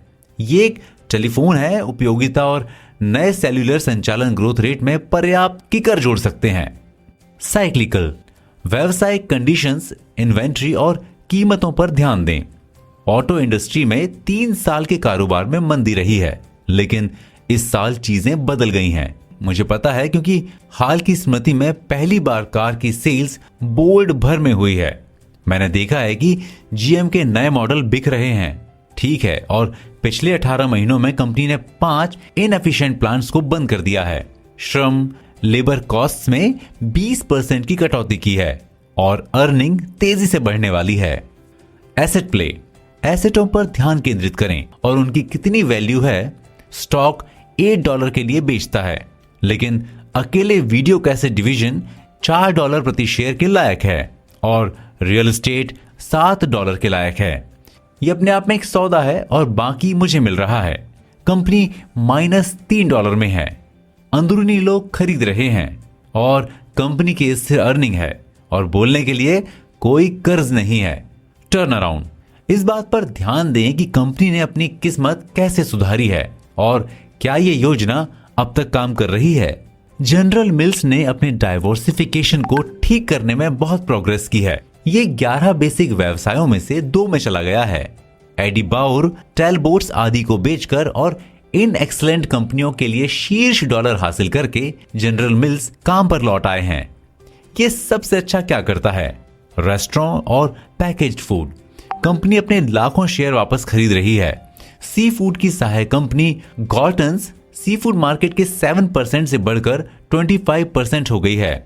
वे लो कैलोरी दही लेकर आ रहे हैं, नॉन कैलेस्ट्रॉल बिस्किट्स और माइक्रोवेव ब्राउनी। इनकम में तेजी से ग्रोथ हुई है। स्टॉलवर्ट, पी रेशियो पर ध्यान दें और क्या हाल के महीनों में स्टॉक की कीमत में नाटकीय रूप से ग्रोथ हुई है और क्या होगा यदि ग्रोथ रेट में तेजी लाने के लिए कुछ भी हो रहा है। कोका कोला अपने पीई रेंज के निचले सिरे पर बिक रहा है। स्टॉक 2 साल से कहीं नहीं गया है। कंपनी ने कई मायनों में खुद में सुधार किया है। उसने कोलंबिया पिक्चर्स में अपनी आधी हिस्सेदारी जनता को बेच दी है। डाइट पे ने ग्रोथ रेट को नाटकीय रूप से तेज कर दिया है। पिछले साल जापानियों ने 36% अधिक कोक पिया, जैसा कि उन्होंने एक साल पहले किया था। स्पेनिश ने अपनी खपत में 26% की ग्रोथ की है। ये अभूतपूर्व प्रोग्रेस है। विदेशी सेल्स सामान्य रूप से एक्सीलेंट है। एक अलग स्टॉक के माध्यम से पेशकश कोका कोला एंटरप्राइजेज कंपनी ने अपने कई इंडिपेंडेंट क्षेत्रीय वितरकों को खरीद लिया है। अब कंपनी का वितरण और घरेलू सेल्स पर बेहतर नियंत्रण है। इन कारकों के कारण कोका कोला लोगों की सोच से बेहतर कर सकती है। फास्ट ग्रोअर, इस पर ध्यान केंद्रित करें कि ये कहां और कैसे तेजी से बढ़ना जारी रखने की योजना बना रहा है। लाखिटा एक मोटेल चेन है जो टेक्सास में शुरू हुई थी। ये वहां बहुत प्रॉफिटदायक थी। कंपनी ने आर्कसंस और लुइसियाना में अपने सफल फॉर्मूले को सफलतापूर्वक दोहराया। पिछले साल उसने एक साल पहले की तुलना में 20% और अधिक मोटेल यूनिट जोड़ी। हर तिमाही में अर्निंग में ग्रोथ हुई है। कंपनी तेजी से फ्यूचर के एक्सपेंशन की योजना बना रही है। कर्ज एक्सेसिव नहीं है। मोटेल एक कम ग्रोथ वाली इंडस्ट्री है और बहुत प्रतिस्पर्धी है, लेकिन लाक्विटा ने कुछ जगह पाई है। मार्केट को सैचुरेटेड करने से पहले इसे एक लंबा रास्ता तय करना है। जितना अधिक आप बेहतर जानते हैं, कई मामलों में आपको एक स्क्रिप्ट विकसित करने के लिए कई घंटे समर्पित करने की जरूरत होती है। आने वाले एपिसोड में हम बात करेंगे फैक्ट्स हासिल करना के बारे में। आने वाले एपिसोड में हम चर्चा करेंगे कि अफवाहें आमतौर पर अधिक रोमांचक होती हैं, लेकिन एक इन्वेस्टर के रूप में आपको फैक्ट्स को हासिल करने पर ध्यान केंद्रित करने की जरूरत होती है। फैक्ट्स हासिल करना।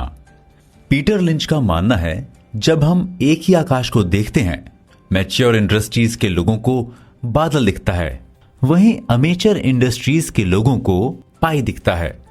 फैक्ट्स हासिल करना। अफवाहें आमतौर पर अधिक रोमांचक होती हैं, लेकिन एक इन्वेस्टर के रूप में आपको फैक्ट्स को हासिल करने पर ध्यान केंद्रित करने की जरूरत होती है। एनुअल रिपोर्ट और क्वार्टरली रिपोर्ट फैक्ट्स के लिए बेस्ट रिसोर्सेज हैं। आप अपने ब्रोकर से पूछकर, कंपनी को कॉल करके, कंपनी में जाकर या कुछ ग्राउंड लेवल पर रिसर्च करके, जिसे किकिंग टायर्स के रूप में भी जाना जाता है। एनुअल रिपोर्ट से आप जो हासिल नहीं कर सकते हैं। एक ब्रोकर से अधिकतम प्रॉफिट हासिल करना।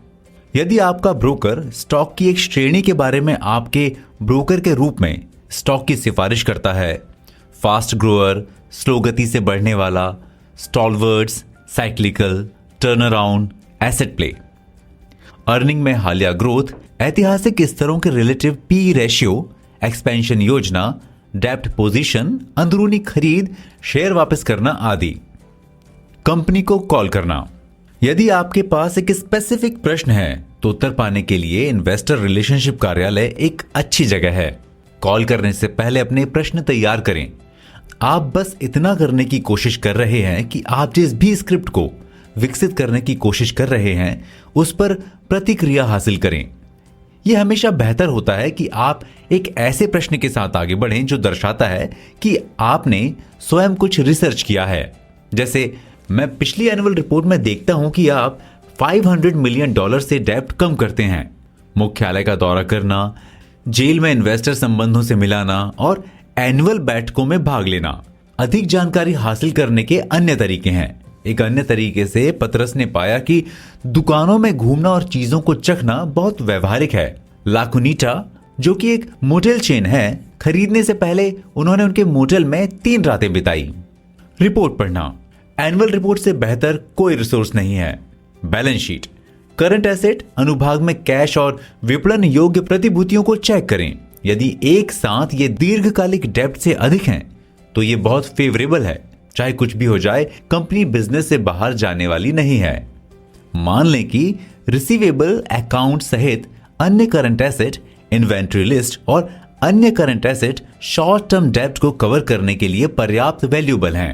यदि लॉन्ग टर्म डेब्ट कैश से अधिक है, कैश सुकुड़ रही है और कर्ज बढ़ रहा है, तो कंपनी कमजोर फाइनेंशियल पोजीशन में है। डेब्ट में कमी समृद्धि का एक और संकेत है। जब डेब्ट के मुकाबले कैश बढ़ता है तो ये एक बेहतर बैलेंस शीट है। जब ये दूसरी तरफ होता है तो ये बिगड़ती बैलेंस शीट होती है। जांचें कि क्या पिछले 10 वर्षों में बकाया शेयरों में कमी आई है या ग्रोथ हुई है। शेयरों को वापस खरीदने से प्रति शेयर इनकम में ग्रोथ होती है और इस प्रकार शेयर की कीमत में ग्रोथ होती है। आइए यथार्थवादी बने। मैं आपको जंगली हंस का पीछा करने पर ले जाने वाला नहीं हूं। खातों के निशान जरूरी संख्याएं हैं जो आपको कंपनियों को फॉलो करने में मदद करेंगी। और यदि आप एनुअल रिपोर्ट से इंफॉर्मेशन हासिल करते हैं तो वो भी ठीक है। उनके एनुअल रिपोर्ट से अगर आपको इंफॉर्मेशन नहीं मिलती है तो आप उन्हें S&P रिपोर्ट से अपने आप हासिल कर सकते हैं, ब्रोकर या वैल्यू लाइन से। बैलेंस शीट की तुलना में वैल्यू लाइन को पढ़ना आसान है, इसलिए यदि आपने कभी नहीं देखा है इनमें से कोई भी, वहां से शुरू करें। यह आपको कैश और डेब्ट के बारे में बताता है, लंबी पीरियड का सारांश देता है। रिकॉर्ड करें ताकि आप देख सकें कि पिछली मंदी के दौरान क्या हुआ था, चाहे इनकम बढ़ रही है, चाहे डिविडेंड्स को हमेशा पे किया गया हो आदि। अंत में ये कंपनियों को फाइनेंशियल स्ट्रेंथ के लिए 1 से 5 के साधारण पैमाने पर रेट करता है। आपको किसी कंपनी की प्रतिकूल सर्कमस्टेंसेस का सामना करने की पोटेंशियल का एक मोटा विचार दे रहा है। वहां स्टॉक की समयबद्धता के लिए एक रेटिंग प्रणाली भी है, लेकिन मैं इस पर ध्यान नहीं देता। मैं अभी के लिए एनुअल रिपोर्ट अलग रख रहा हूं। आइए इसके बजाय ये करें कि जरूरी संख्याएं एक एक करके अपने दम पर और आगे संघर्ष नहीं करती उन्हें यहां ढूंढना है। आने वाले एपिसोड में हम चर्चा करेंगे कि प्राइस अर्निंग रेशियो, डेब्ट फैक्टर, डिविडेंड्स, बुक वैल्यू, अधिक छपी हुई asset, cash flow, inventory, pension योजनाएं, ग्रोथ रेट और द बॉटम लाइन पर।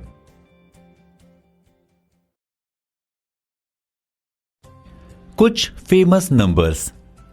पीटर लिंच बताते हैं कि जॉन डी रॉकफेलर का मानना है, क्या आप जानते हैं केवल एक ही चीज है जिससे मुझे खुशी मिलती है, वो है मेरे डिविडेंड्स के रिटर्न्स को आते देखना।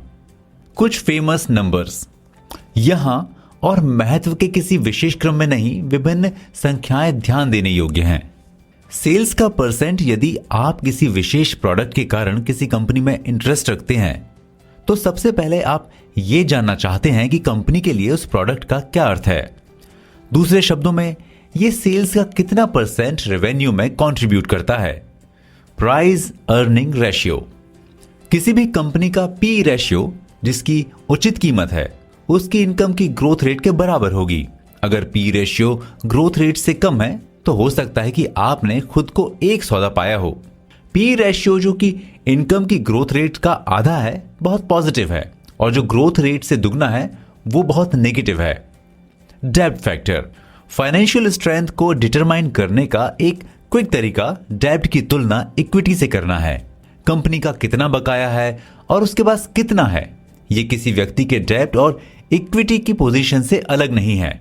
उदाहरण के लिए, यदि आपके पास $4 लाख का एक घर है, लेकिन घर खरीदने के लिए आपने जो गिरवी रखा है उस पर आपके पास अभी भी $1 लाख का बैंक कर्ज है, इसलिए आपका डेब्ट $1 लाख है और इक्विटी 3 लाख है। आपका डेब्ट टू इक्विटी रेशियो 0.25 या 25% है। स्ट्रॉन्गर बैलेंस शीट में 1% डेब्ट और 99% इक्विटी हो सकती है।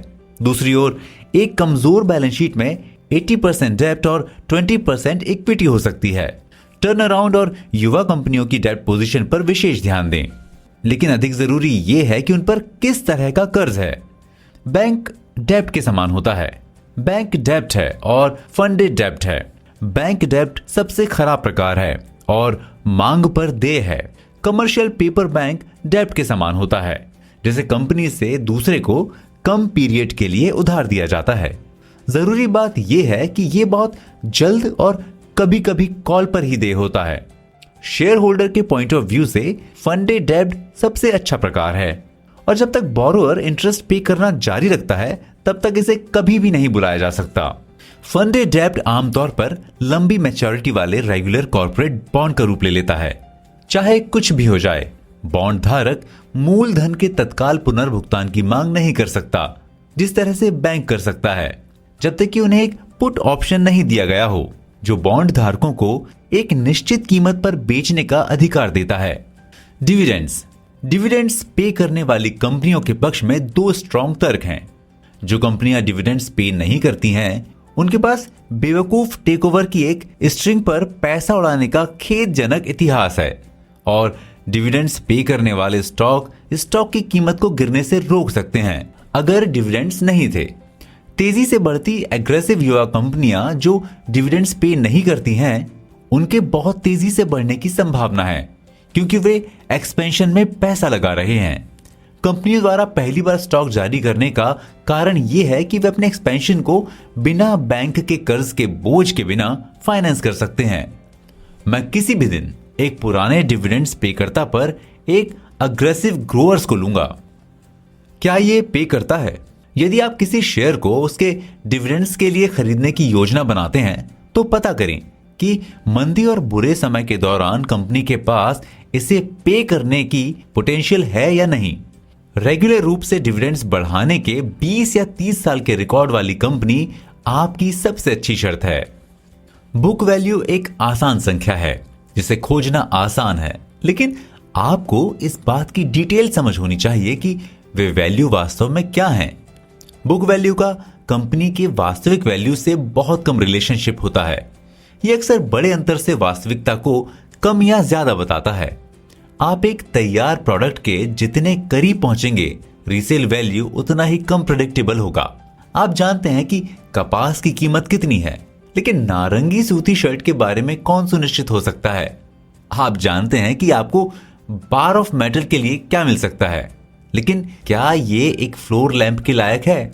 जब वॉरेन बफेट ने 1985 में न्यू बेडफोर्ड टेक्सटाइल योजना को बंद करने का फैसला किया तो उन्हें उम्मीद थी कि लूम मशीनरी को बेचने से कुछ मिलेगा, जिसकी बुक वैल्यू $8,66,000 थी।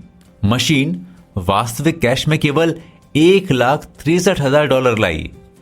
छिपी हुई एसेट। आप ऐसी कंपनियों को पा सकते हैं जो वास्तविक वैल्यू के अंश पर एसेट रखती है। प्राकृतिक संसाधनों जैसे भूमि, समय, तेल आदि की ओनरशिप वाली कंपनियों की एसेट आमतौर पर अधिक वैल्यूएबल होती है क्योंकि उन्हें वर्तमान वैल्यू की तुलना में ऐतिहासिक कॉस्ट्स पर लिया जाता है। छिपी हुई एसेट अमूर्त एसेट भी हो सकती हैं। उदाहरण के लिए कोको कोला का ब्रांड नेम, दवा कंपनियों और तकनीकी कंपनियों के पेटेंट। एक बड़ी बेसिक कंपनी के पूर्ण या पार्ट ओनरशिप वाले सहायक व्यवसायों में छिपी हुई एसेट भी होती है। छिपी हुई एसेट तब भी होती है जब एक कंपनी के पास एक अलग कंपनी के शेयर होते हैं। अंत में टैक्स ब्रेक अपने टैक्स लॉस कैरी फॉरवर्ड के कारण टर्न अराउंड कंपनियों में एक अद्भुत छिपी हुई एसेट बन जाते हैं। कैश फ्लो वो राशि है जो एक कंपनी बिजनेस करने के परिणाम स्वरूप लेती है। एक कंपनी जो अधिक कैश लेती है, जो वो खर्च करती है, वो एक बेहतर इन्वेस्ट है। ये अपने खर्च के रिलेटिव जितना अधिक कैश लेता है उतना ही अच्छा है। ऐसे मामलों में जहां कंपनियों को कैश बनाने के लिए कैश खर्च करना पड़ता है, वे बहुत दूर नहीं जा रहे हैं। जो कंपनियां पूंजीगत खर्च पर निर्भर नहीं हैं, वे बहुत अधिक कैश उत्पन्न करती हैं, जो इन्वेस्टर्स के लिए स्टॉक वैल्यू में तब्दील हो जाती है। मामूली अर्निंग वाली कंपनी अपने फ्री कैश फ्लो के कारण एक बेहतरीन इन्वेस्टमेंट हो सकती है। आमतौर पर यह पुराने उपकरणों के लिए भारी डेप्रिसिएशन अलाउंस वाली कंपनी होती है, जिसे तत्काल फ्यूचर में बदलने की जरूरत नहीं होती है। कंपनी टैक्स ब्रेक का आनंद लेना जारी रखती है। उपकरण पर डेप्रिसिएशन कर कटौती योग्य है क्योंकि ये आधुनिकीकरण और नवीनीकरण के लिए जितना संभव हो उतना कम खर्च करता है। समर्पित एसेट खरीदार एक मेंटेन कंपनी को कहीं नहीं ले जा रहे हैं। बहुत सारे फ्री कैश फ्लो और ओनर्स जो बिजनेस बनाने की कोशिश नहीं कर रहे हैं। ये एक लीज पर देने वाली कंपनी हो सकती है जिसमें रेल रोड कंटेनरों का एक समूह होता है जिसका जीवन 12 वर्ष का होता है। कंपनी बस इतना करना चाहती है कि पुराने कंटेनर बिजनेस को कॉन्ट्रैक्ट करें और उसमें से अधिक कैश निचोड़ लें। इन्वेंट्री पर एक डिटेल्ड नोट एनुअल रिपोर्ट में अर्निंग की मैनेजरियल चर्चा नामक सेक्शन में पाया जा सकता है। आपको यह देखने के लिए चेक करना होगा कि क्या इन्वेंट्री जमा हो रही है। निर्माता या खुदरा विक्रेता के साथ इन्वेंट्री बिल्डअप आमतौर पर एक बुरा संकेत होता है। जब इन्वेंट्री सेल्स की तुलना में तेजी से बढ़ती है तो ये एक लाल झंडा होता है। एक ऑटो कंपनी में एक इन्वेंट्री बिल्डअप इतना परेशान करने वाला नहीं है, क्योंकि एक नई कार हमेशा कुछ ना कुछ लायक होती है और निर्माता को इसे बेचने के लिए कीमत बहुत कम नहीं करनी पड़ती है। एक $35,000 जगुआर को $3500 तक नीचे चिन्हित नहीं किया जाएगा, लेकिन $300 की बैगनी मिनी स्कर्ट जो शैली से बाहर है शायद $3 में ना बिके। पेंशन योजनाएं। इन्वेस्टर्स को स्टॉक ऑप्शन और पेंशन योजनाओं के परिणामों पर विचार करना चाहिए। प्रॉफिट साझा करने के प्लान्स में कोई दायित्व नहीं है, कोई प्रॉफिट नहीं, कोई साझाकरण नहीं। लेकिन एक पेंशन योजना में जहां योजना पे करने के लिए पूर्ण दायित्व है, हमेशा यह सुनिश्चित करने के लिए जांचने की कंपनी के पास भारी पेंशन दायित्व तो नहीं है जिसे वो पूरा नहीं कर सकता, खासकर टर्न अराउंड में।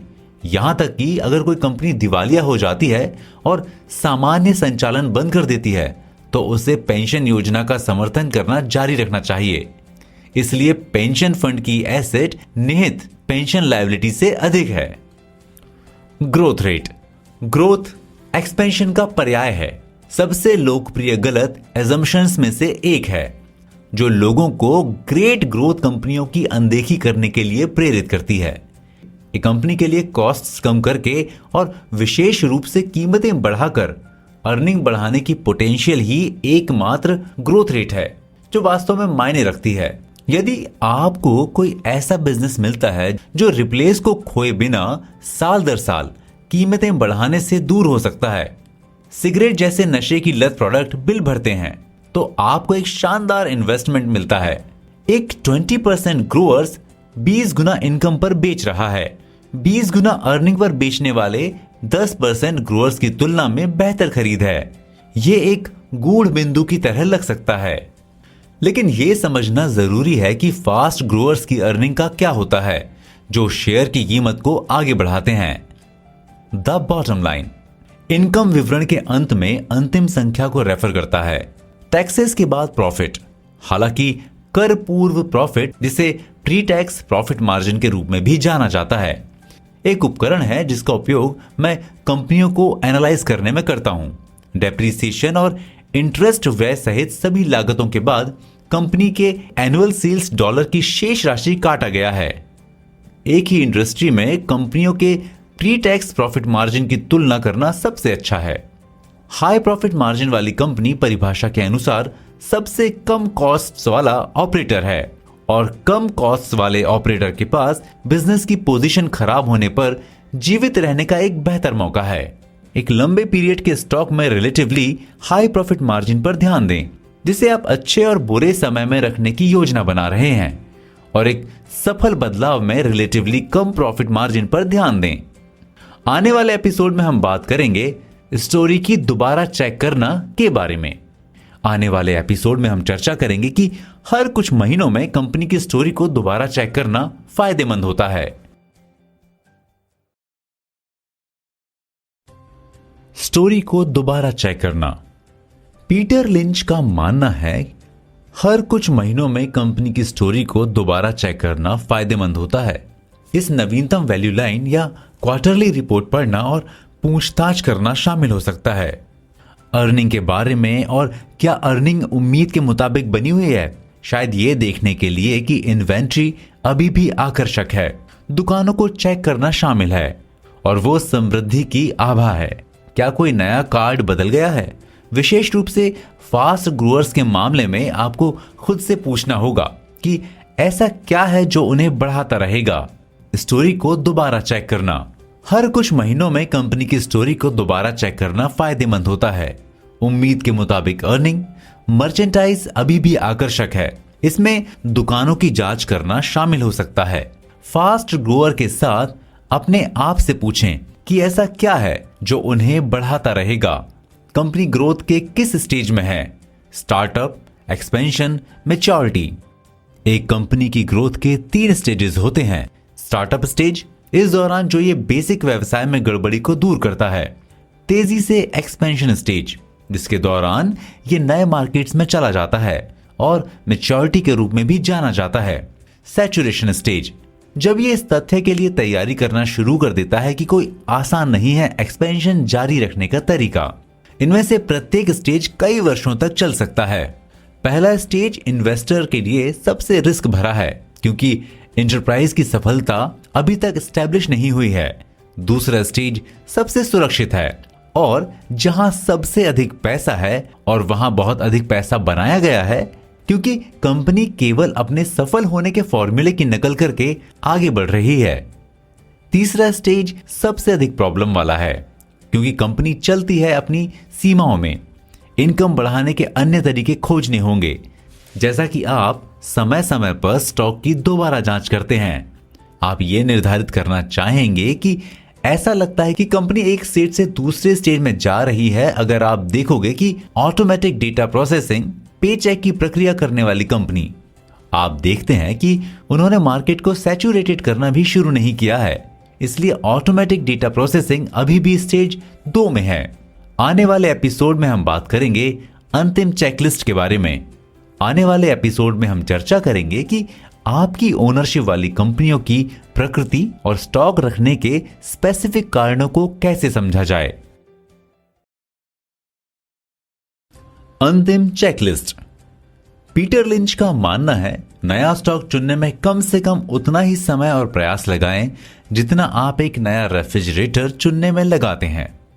अंतिम चेकलिस्ट आमतौर पर स्टॉक से रिलेटेड बातें हैं। पी रेशियो समान इंडस्ट्री में समान कंपनियों की तुलना में। इंस्टीट्यूशनल ओनरशिप का परसेंट जितना कम हो उतना अच्छा। अंदरूनी खरीद और क्या कंपनी खुद शेयर वापस खरीद रही है, दोनों पॉजिटिव हैं। इनकम ग्रोथ का रिकॉर्ड और क्या इनकम छुटपुट है या कंसिस्टेंट है। स्ट्रॉन्गर बैलेंस शीट या कमजोर। डेब्ट से इक्विटी रेशियो और कैश पोजीशन। स्लो ग्रोअर्स, आप डिविडेंड्स के लिए खरीदते हैं, डिविडेंड्स के रिकॉर्ड को चेक करें और रेगुलर रूप से कैसे बढ़ रहा है। डिविडेंड्स पे आउट रेशियो को चेक करें।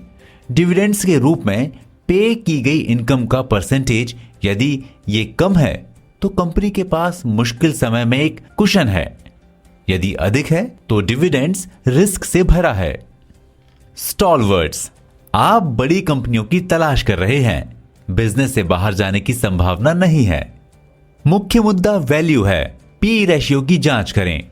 अनरिलेटेड एक्विजिशन की जांच करें जो फ्यूचर में इनकम को कम कर सकते हैं।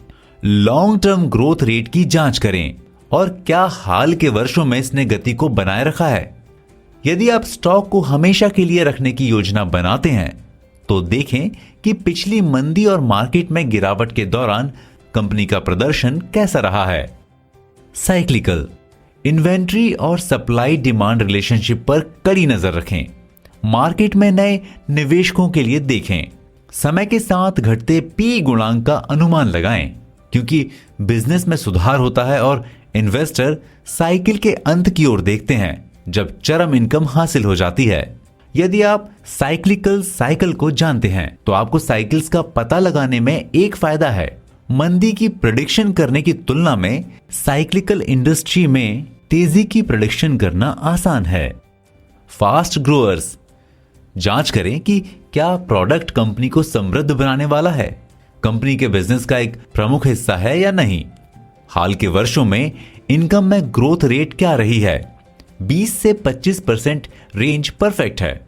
25% से अधिक तेजी से बढ़ने वाली कंपनियों से सावधान रहें। कंपनी यह साबित करने के लिए एक्सपेंशन काम करेगा। कंपनी यह साबित करने के लिए कि एक्सपेंशन काम करेगा, एक से अधिक शहरों या कस्बों में अपनी सफलता की नकल करने में कैपेबल है। क्या एक्सपेंशन पिछले 3 नए मोटेल और इस साल 5 नए मोटेल को गति दे रहा है या धीमा है। कुछ इंस्टीट्यूशंस के पास स्टॉक है और केवल कुछ ही एनालिस्ट ने इसके बारे में सुना है। फास्ट ग्रोअर्स के साथ ये एक बड़ा प्लस पॉइंट है। टर्न अराउंड, क्या कंपनी अपने क्रेडिटर्स के छापे से बच सकती है।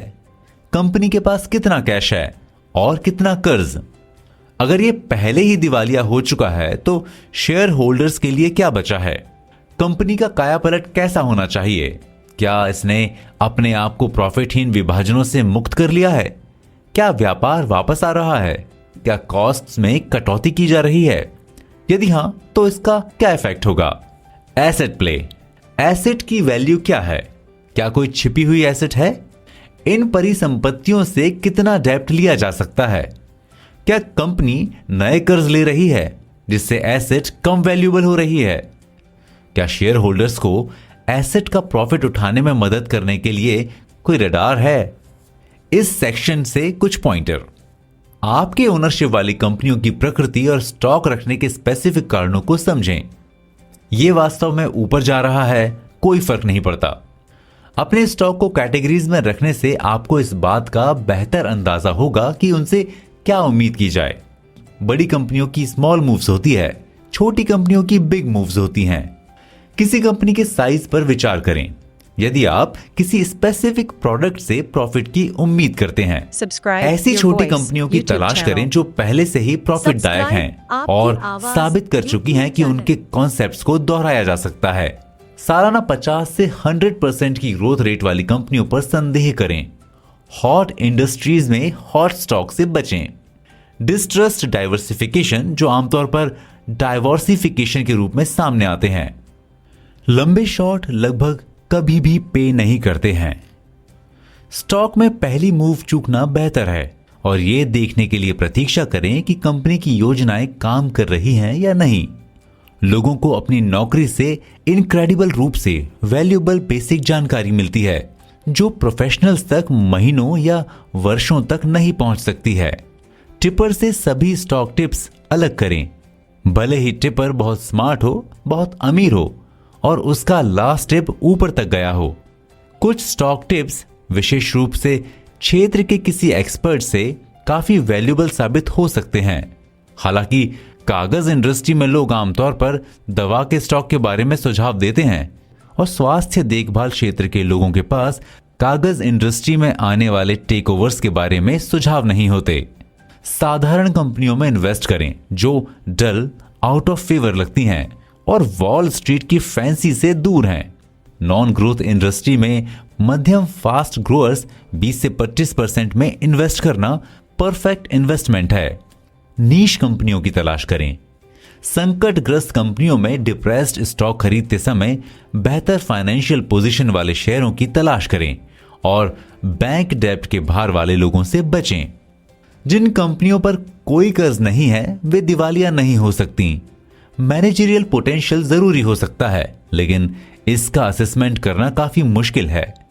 अपनी खरीदारी को कंपनी की भावनाओं पर आधारित करें, ना कि प्रेसिडेंट के रेज्यूमे या बोलने के पोटेंशियल पर। जब कोई ट्रबल्ड कंपनी टर्न अराउंड होती है तो उससे बहुत सारा पैसा कमाया जा सकता है। वैल्यू इनकम रेशियो पर ध्यान से विचार करें। अगर स्टॉक की कीमत बहुत अधिक है, भले ही बाकी सब ठीक हो जाए तो भी आप कोई पैसा नहीं कमाएंगे। कंपनी के प्रोग्रेस की निगरानी के तरीके के रूप में फॉलो करने के लिए एक स्टोरी खोजें। उन कंपनियों की तलाश करें जो लगातार अपने शेयरों को वापस खरीदती हैं।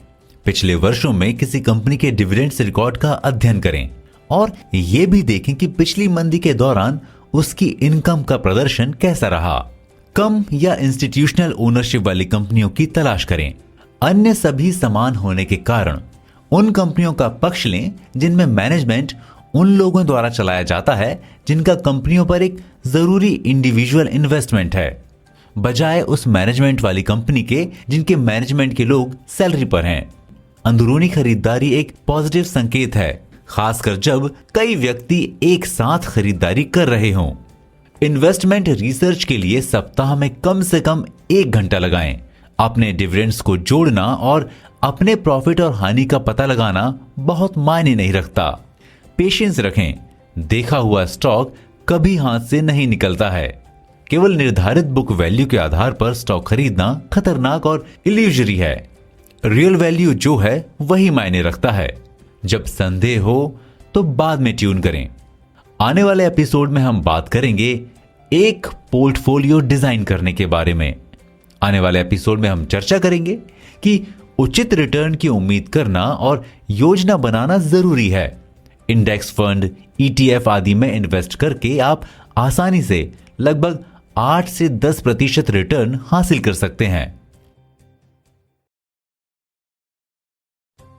एक पोर्टफोलियो डिजाइन करना। दीर्घकालिक point of view. Peter Lynch का मानना है कुछ लोग ऑटोमेटिकली विनर्स मतलब वो स्टॉक जो ऊपर जा सकते हैं उनको बेच देते हैं, और लूजर्स वो स्टॉक जो नीचे जाने वाले हैं उन्हें पकड़कर रखते हैं। ठीक वैसे ही जैसे कि हम फूलों के पौधों को उखाड़ फेंक दें और खरपतवार को पानी दें। एक पोर्टफोलियो डिजाइन करना, उचित रिटर्न की उम्मीद करना और योजना बनाना जरूरी है। इंडेक्स फंड, ईटीएफ आदि में इन्वेस्ट करके आप आसानी से लगभग 8 से 10% रिटर्न हासिल कर सकते हैं। इसलिए आपको समय के साथ 12 से 15% रिटर्न मिलना चाहिए। उसके बाद सभी कॉस्ट्स और कमीशन घटा दिए गए हैं और सभी डिविडेंड्स जोड़ दिए गए हैं।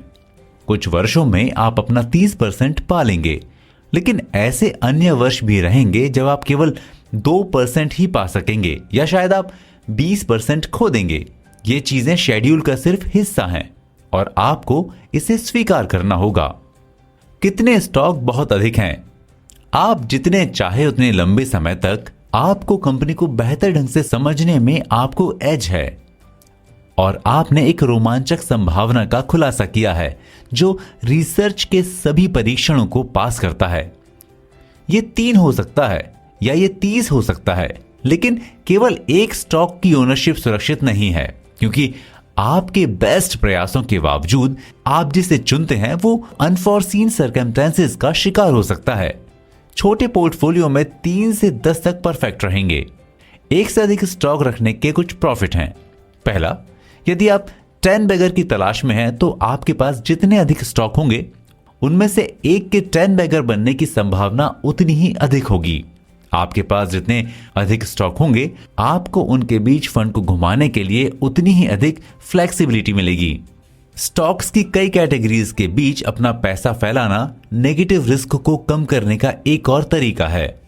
स्लो ग्रोअर्स और स्टॉलवर्ड्स सीमित उल्टा पोटेंशियल वाले कम रिस्क वाले इन्वेस्टमेंट हैं। यदि आप सही समय पर सही इन्वेस्टमेंट कर सकते हैं तो एसेट प्ले और साइक्लिकल में बहुत अधिक संभावनाएं हैं। अतिरिक्त 10 बैगर पहले ग्रोअर्स से या टर्न अराउंड से आने की संभावना है। दोनों हाई रिस्क हाई प्रॉफिट श्रेणियां हैं। जानकार खरीद कुंजी है। समय समय पर कंपनी के बारे में अपनी स्टोरी को दोबारा चेक करना और पुनः चेक करना है। स्टोरी से संबंधित वैल्यू के आधार पर स्टॉक में अंदर और बाहर रोटेट करना। आने वाले एपिसोड में हम बात करेंगे खरीदने और बेचने का सबसे अच्छा समय के बारे में। आने वाले एपिसोड में हम चर्चा करेंगे विभिन्न कैटेगरीज के शेयरों के लिए कौन कौन से गाइडलाइंस दिए गए हैं। खरीदने और बेचने का सबसे अच्छा समय। पीटर लिंच का मानना है स्टॉक खरीदने का सबसे अच्छा समय हमेशा वो दिन होगा जब आपने खुद को आश्वस्त किया है कि आपको अच्छी कीमत पर ठोस इन्वेंट्री मिल गई है। ठीक वैसा सेटिस्फैक्शन मिलना जो हमें डिपार्टमेंटल स्टोर के सामान को ध्यान से खरीदने के बाद होती है। खरीदने और बेचने का सबसे अच्छा समय। हालांकि साल के अंत में टैक्स सेलिंग और इंस्टीट्यूशनल इन्वेस्टर्स की एनुअल रिचुअल भी साल के अंत में हारे हुए लोगों को डंप करना पसंद करती है। इसलिए अपकमिंग इवैल्यूएशन के लिए उनके पोर्टफोलियो को साफ किया जाता है। कुछ अवसर पेश करते हैं। अक्टूबर और दिसंबर के बीच सभी कंपाउंड सेलिंग से स्टॉक की कीमतों में गिरावट आई है। दूसरा, हर कुछ वर्षों में शेयर मार्केट में होने वाले कोलैप्स, ड्रॉप्स, हिकअप्स और फ्री फॉल के दौरान होता है। कब बेचना है? शेयर मार्केट की सलाह से दूर रहें। बाहरी इकोनॉमिक कंडीशंस पर ध्यान ना दें, चाहे इंटरेस्ट रेट ऊपर जा रहा हो या नीचे, या इकोनॉमी मंदी की ओर जा रही हो। तेल की कीमतों का तेल और गैस इंडस्ट्री की कंपनियों पर भारी इफेक्ट पड़ता है, लेकिन हेल्थ सर्विसेज इंडस्ट्री पर नहीं। विभिन्न कैटेगरीज के शेयरों के लिए यहां कुछ गाइडलाइंस दी गई हैं, जो इस प्रकार हैं। स्लो ग्रोअर्स को कब बेचना है? कंपनी ने लगातार 2 वर्षों से मार्केट में हिस्सेदारी खो दी है। कोई नया प्रोडक्ट विकसित नहीं किया जा रहा है। रिसर्च और ग्रोथ पर खर्च कम किया गया है। असंबंधित व्यवसाय और कंपनी के हाल के 2 टेकओवर्स ने इसके टेकओवर्स के लिए इतना अधिक पे किया है कि बैलेंस शीट बिना कर्ज के और लाखों कैश से कैश रहित और लाखों कर्ज से डिटेरियोरेट हो गई है। स्टॉक की कम कीमत पर भी डिविडेंड्स रिटर्न्स इतना अधिक नहीं होगा कि इन्वेस्टर्स का अधिक इंटरेस्ट आकर्षित हो सके। स्टॉलवर्ट को कब बेचना है? पी सामान्य सीमा से बहुत आगे निकल जाता है। आप इसे बेचने के बारे में सोच सकते हैं और बाद में इसे कम कीमत पर वापस खरीदने की प्रतीक्षा कर सकते हैं या कुछ और खरीद सकते हैं। पिछले 2 वर्षों में पेश किए गए नए प्रोडक्ट्स के मिश्रित परिणाम आए हैं और अन्य अभी भी टेस्टिंग के स्टेज में हैं और मार्केट से 1 साल दूर हैं। स्टॉक का पी 15 है, जबकि इंडस्ट्री में समान गुणवत्ता वाली कंपनियों का पी 11 to 12 है। पिछले वर्ष में किसी भी अधिकारी या निदेशक ने शेयर नहीं खरीदे हैं। इनकम में 25% का योगदान करने वाला एक प्रमुख विभाजन एक इकोनॉमिक मंदी की चपेट में है जो हो रही है। इन हाउसिंग शुरू होना, तेल की ड्रिलिंग आदि में कंपनी की ग्रोथ रेट स्लो हो रही है और हालांकि ये कॉस्ट्स में कटौती करके प्रॉफिट बनाए हुए है, फ्यूचर में कॉस्ट्स में कटौती के अवसर सीमित हैं। साइक्लिकल को कब बेचना है? बेचने का सबसे अच्छा समय साइकिल के अंत की ओर है, जब तक कि आप ये जान सकें कि वो कब है। कॉस्ट्स बढ़ने लगी हैं, मौजूदा संयंत्र पूरी पोटेंशियल से काम कर रहे हैं और कंपनी पोटेंशियल बढ़ाने के लिए पैसा खर्च करना शुरू कर देती है। बढ़ती इन्वेंट्री पर ध्यान दें। जब पार्किंग स्थल सिल्लियों से भरा होता है तो निश्चित रूप से सिलिकल बेचने का समय आ जाता है। एक अन्य उपयोगी संकेत यह है कि जब किसी वस्तु की फ्यूचर की प्राइस वर्तमान या स्पॉट प्राइस से कम होती है। कंपटीशन बिजनेस भी सिलिकल लोगों के लिए एक बुरा संकेत है। बाहरी व्यक्तियों को कीमतों में कटौती करके रिप्लेस को जीतना होगा, जो हर किसी को कीमतों में कटौती करने के लिए मजबूर करता है और सभी ग्रोअर्स के लिए कम अर्निंग की ओर जाता है। 2 प्रमुख यूनियन कॉन्ट्रैक्टिंग अगले 12 महीनों में समाप्त हो रहे हैं और मजदूर नेता पिछले कॉन्ट्रैक्टिंग में छोड़े गए वेतन और लाभों की पूर्ण बहाली की मांग कर रहे हैं। प्रोडक्ट की अंतिम मांग स्लो हो रही है। कम कॉस्ट्स पर पुराने संयंत्रों के आधुनिकीकरण के विरोध में कंपनी ने एक फैंसी नए संयंत्र के निर्माण के लिए अपनी कैपिटल स्पेंडिंग बजट को दुगना कर दिया है। कंपनी ने कॉस्ट में कटौती करने की कोशिश की है, लेकिन फिर भी विदेशी ग्रोअर्स के साथ कंपटीशन नहीं कर सकती है। फास्ट ग्रोअर को कब बेचना है? तेजी से ग्रोथ की दूसरी स्टेज के अंत के लिए देखें और या जब कंपनी एक मैच्योर स्टेज में प्रवेश कर रही हो। जब वॉल स्ट्रीट के एनालिस्ट स्टॉक को अपनी हाई रिकमेंडेशन दे रहे हैं, 60% शेयर इंस्टीट्यूशन के पास हैं और 3 नेशनल पत्रिकाओं ने सीईओ को पसंद किया है, तो निश्चित रूप से बेचने के बारे में सोचने का समय आ गया है। जिस स्टॉक को आप बेचना चाहते हैं उसकी सभी विशेषताएं हमारे 9वें एपिसोड में सुने। वहां पर आपको उन विशेषताओं के बारे में बताया गया है जिसे आप बेचना चाहते हैं। पिछले क्वार्टर में सेम स्टोर की सेल्स में 3% की गिरावट आई है। नए स्टोर के परिणाम निराशाजनक हैं। 2 टॉप एग्जीक्यूटिव्स और कई प्रमुख कर्मचारी एक राइवल फर्म में शामिल होने के लिए निकलते हैं। कंपनी ने हाल ही में एक डॉग एंड पोनी शो से वापसी की है, जो 2 सप्ताह से 12 शहरों में इंस्टीट्यूशनल इन्वेस्टर्स को बेहद पॉजिटिव स्टोरी सुना रही है। स्टॉक 30 के पी पर बिक रहा है, जबकि अगले 2 वर्षों के लिए इनकम ग्रोथ का सबसे आशावादी अनुमान 15 से 20% है। टर्न अराउंड कब बेचना है? टर्न अराउंड बेचने का सबसे अच्छा समय उसके पलटने के बाद है। सारी मुसीबतें खत्म हो गई हैं और सब जानते हैं। डेब्ट जो लगातार 5 क्वार्टर से गिरा है, नवीनतम क्वार्टरली रिपोर्ट में केवल $25 मिलियन बढ़ा। इन्वेंट्री सेल्स ग्रोथ की रेट से दुगनी रेट बढ़ रही है। इन्वेंट्री सेल्स ग्रोथ की रेट से दुगनी रेट से बढ़ रही है। इनकम की संभावना के रिलेटिव पी को बढ़ाया जाता है। कंपनी का सबसे स्ट्रॉन्गर डिवीजन अपने प्रोडक्शन का 50% एक प्रमुख कस्टमर को बेचता है और वो अग्रणी कस्टमर अपनी सेल्स में मंदी से पीड़ित है। एसेट प्ले कब बेचना है? जब तक कंपनी कर्ज में डूबी नहीं है, इस प्रकार एसेट के वैल्यू को कम कर रही है, तब तक आप रुकना चाहेंगे। हालांकि शेयर वास्तविक मार्केट वैल्यू पर डिस्काउंट पर बेचते हैं। मैनेजमेंट ने घोषणा की है कि ये एक डाइवर्सिफिकेशन प्रोग्राम को फाइनेंस करने में मदद करने के लिए 10% अधिक शेयर जारी करेगा। जिस डिवीजन को $20 मिलियन में बेचे जाने की उम्मीद थी, वो वास्तविक सेल्स में केवल $12 मिलियन लाता है। कॉर्पोरेट टैक्स के रेट में कमी से कंपनी के टैक्स नुकसान को आगे ले जाने की वैल्यू काफी कम हो जाती है। इंस्टीट्यूशनल ओनरशिप 5 साल पहले 25% से बढ़कर आज 60% हो गई है। बोस्टन के कई फंड समूह प्रमुख खरीदार हैं। आने वाले एपिसोड में हम बात करेंगे 12 सबसे अजीब और सबसे खतरनाक चीजें जो लोग स्टॉक की कीमतों के बारे में कहते हैं। आने वाले एपिसोड में हम चर्चा करेंगे कि स्टॉक की कीमतों के बारे में जो लोग 12 मूर्खतापूर्ण बातें कहते हैं, उन्हें आपको अपने दिमाग से खारिज कर देना चाहिए। वे 12 बातें कौन सी हैं? चीजें जो लोग स्टॉक की कीमतों के बारे में कहते हैं। पीटर लिंच का मानना है, यह हमेशा भोर होने से पहले सबसे ज्यादा अंधेरा होता है। यह मानने की एक बहुत ही जनरल मानवीय प्रवृत्ति है कि जो चीजें थोड़ी खराब हो गई हैं, वे और भी खराब नहीं हो सकती। 12 सबसे अजीब और सबसे खतरनाक चीजें जो लोग स्टॉक की कीमतों के बारे में कहते हैं। स्टॉक की कीमतों के बारे में जो 12 मूर्खतापूर्ण बातें कहते हैं, उन्हें आपको अपने दिमाग से खारिज कर देना चाहिए। पहली, यदि ये पहले से ही इतना नीचे चला गया है तो ये बहुत नीचे नहीं जा सकता। ऐसा कोई नियम नहीं है जो आपको बताता है कि सैद्धांतिक रूप से स्टॉक कितना नीचे जा सकता है। दूसरी, आप हमेशा बता सकते हैं कि स्टॉक का बॉटम कब हिट होता है।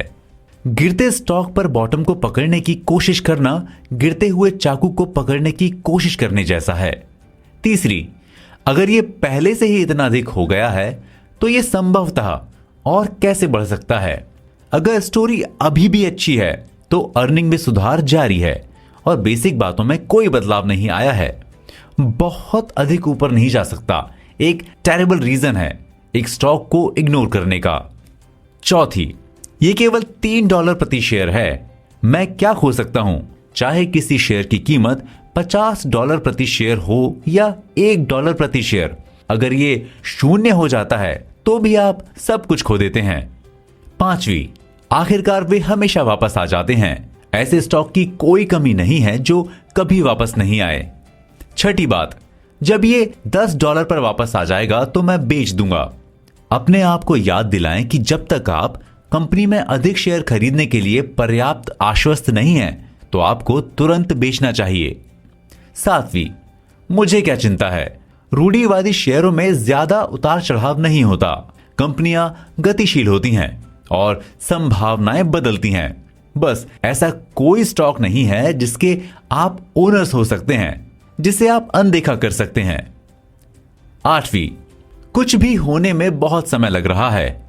अगर कंपनी के साथ सब ठीक है और कुछ भी आपको पहली बार आकर्षित करता है वो नहीं बदला, तो देर सवेर आपके पेशेंस को रिवॉर्ड मिल जाएगा।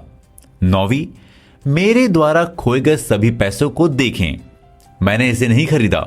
एक सफल स्टॉक के ओनर्स न होने से आप कुछ भी नहीं खोते, भले ही वो 10 बैगर हो। 10वीं, मुझे वो याद आ गया, मैं अगले को पकड़ लूंगा। कोई अगला होम डिपो नहीं है, कोई अगला अमेज़न नहीं है, कोई अगला कॉस्को नहीं है।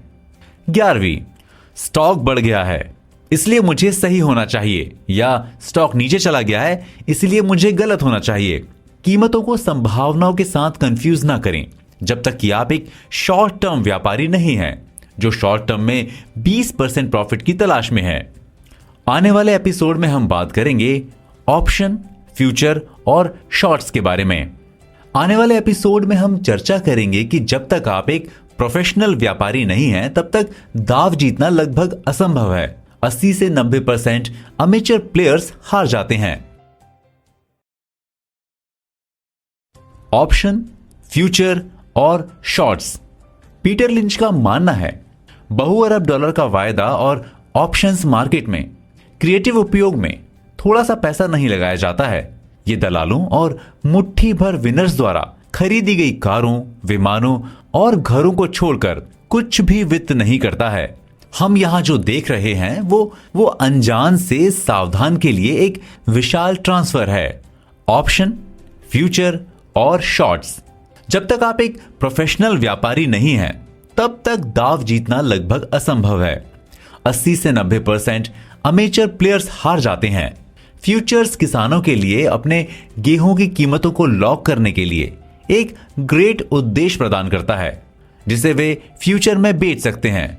ये एयरलाइनों के लिए फ्यूचर में तेल की कीमत को लॉक करने के उद्देश्य से काम कर सकता है, लेकिन ये लोगों के लिए रिस्क भरा बिजनेस है जो जुए के खेल में लिप्त हैं। बड़े पोटेंशियल रिटर्न कई लोगों के लिए आकर्षक हैं, जो धीरे धीरे अमीर होने से असंतुष्ट हैं। यदि आप कोई ऑप्शन खरीदते हैं तो ये आपको फ्यूचर में सहमत कीमत पर खरीदने या बेचने का ऑप्शन देता है, लेकिन ये कोई ऑब्लिगेशन नहीं है। एक व्यक्ति को पैसा कमाने के लिए तब मिलता है जब दूसरा व्यक्ति वो पैसा खोता है। संक्षेप में, ये एक शून्य राशि का खेल है। इसका किसी कंपनी के शेयर के ओनर्स होने से कोई लेना देना नहीं है। शॉर्टिंग स्टॉक का अर्थ है किसी ओनर से स्टॉक उधार लेना, ऊंची कीमत पर बेचना और कीमत कम होने की प्रतीक्षा करना, ताकि आप ओनर के पास वापस जाने और अंतर रखने के लिए एक रिप्लेसमेंट खरीद सकें। शॉर्टिंग की कमियां। ओनर्स को सभी डिविडेंड्स मिलते हैं। जब तक आप शेयरों को ओनर्स को वापस पे नहीं कर देते और लेन देन बंद नहीं कर देते, तब तक आप स्टॉक को जमा करने से हासिल इनकम को खर्च नहीं कर सकते। शॉर्ट स्टॉक के वैल्यू को कवर करने के लिए आपको अपने ब्रोकरेज खाते में पर्याप्त राशि बनाए रखने की जरूरत है। आप आश्वस्त हैं कि कंपनी खराब पोजीशन में है, लेकिन इन्वेस्टर शायद ये ना सोचें। आने वाले एपिसोड में हम बात करेंगे 50,000 फ्रांसीसी गलत हो सकते हैं के बारे में। आने वाले एपिसोड में हम चर्चा करेंगे कि मार्केट प्रमुख समाचारों और घटनाओं पर असमान रूप से प्रतिक्रिया करता है, जो आपको डिस्काउंटेड वैल्यू पर स्टॉक खरीदने का अवसर प्रदान कर सकता है। 50,000 फ्रांसीसी गलत हो सकते हैं। पीटर लिंच का मानना है, मार्केट इंडिविजुअल शेयरों की तरह शॉर्ट टर्म में फंडामेंटल के विपरीत डायरेक्शन में आगे बढ़ सकता है। 50,000 फ्रांसीसी गलत हो सकते हैं। मार्केट प्रमुख समाचारों और घटनाओं पर असमान रूप से प्रतिक्रिया करता है, जो आपको डिस्काउंटेड वैल्यू पर स्टॉक खरीदने का अवसर प्रदान कर सकता है।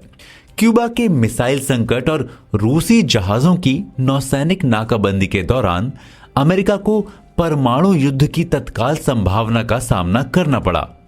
उस दिन शेयर मार्केट 3% से भी कम गिर गया। 7 महीने बाद जब प्रेसिडेंट कैनेडी ने यूएस स्टील को फटकार लगाई और इंडस्ट्री को वैल्यू वापस लेने के लिए मजबूर किया, तो मार्केट में 7% से अधिक की गिरावट आई। लगभग हर दिन आप कुछ नया सुनेंगे और तथाकथित गुरु आपको उनकी राय और तर्क खरीदने के लिए मनाने की कोशिश करेंगे। कोर्स में बने रहना जरूरी है। कंपनी पर ध्यान केंद्रित करें, जानें कि आपको क्या खरीदना चाहिए, अपने तर्क और निर्णय पर भरोसा करें और अपने पेशेंस को रिवॉर्ड करें। यदि आप इस अंतिम सेक्शन से कुछ भी अपने साथ ले जाते हैं तो निम्नलिखित को याद रखें। अगले महीने, साल या 3 साल में कभी मार्केट में तेजी से गिरावट आएगी। मार्केट में गिरावट अपनी पसंद की कंपनियों के शेयर खरीदने के बेहतरीन अवसर हैं। करेक्शंस, वॉल स्ट्रीट की परिभाषा बहुत नीचे जाने की, बकाया कंपनियों को कीमतों में मोल भाव करने के लिए प्रेरित करती है।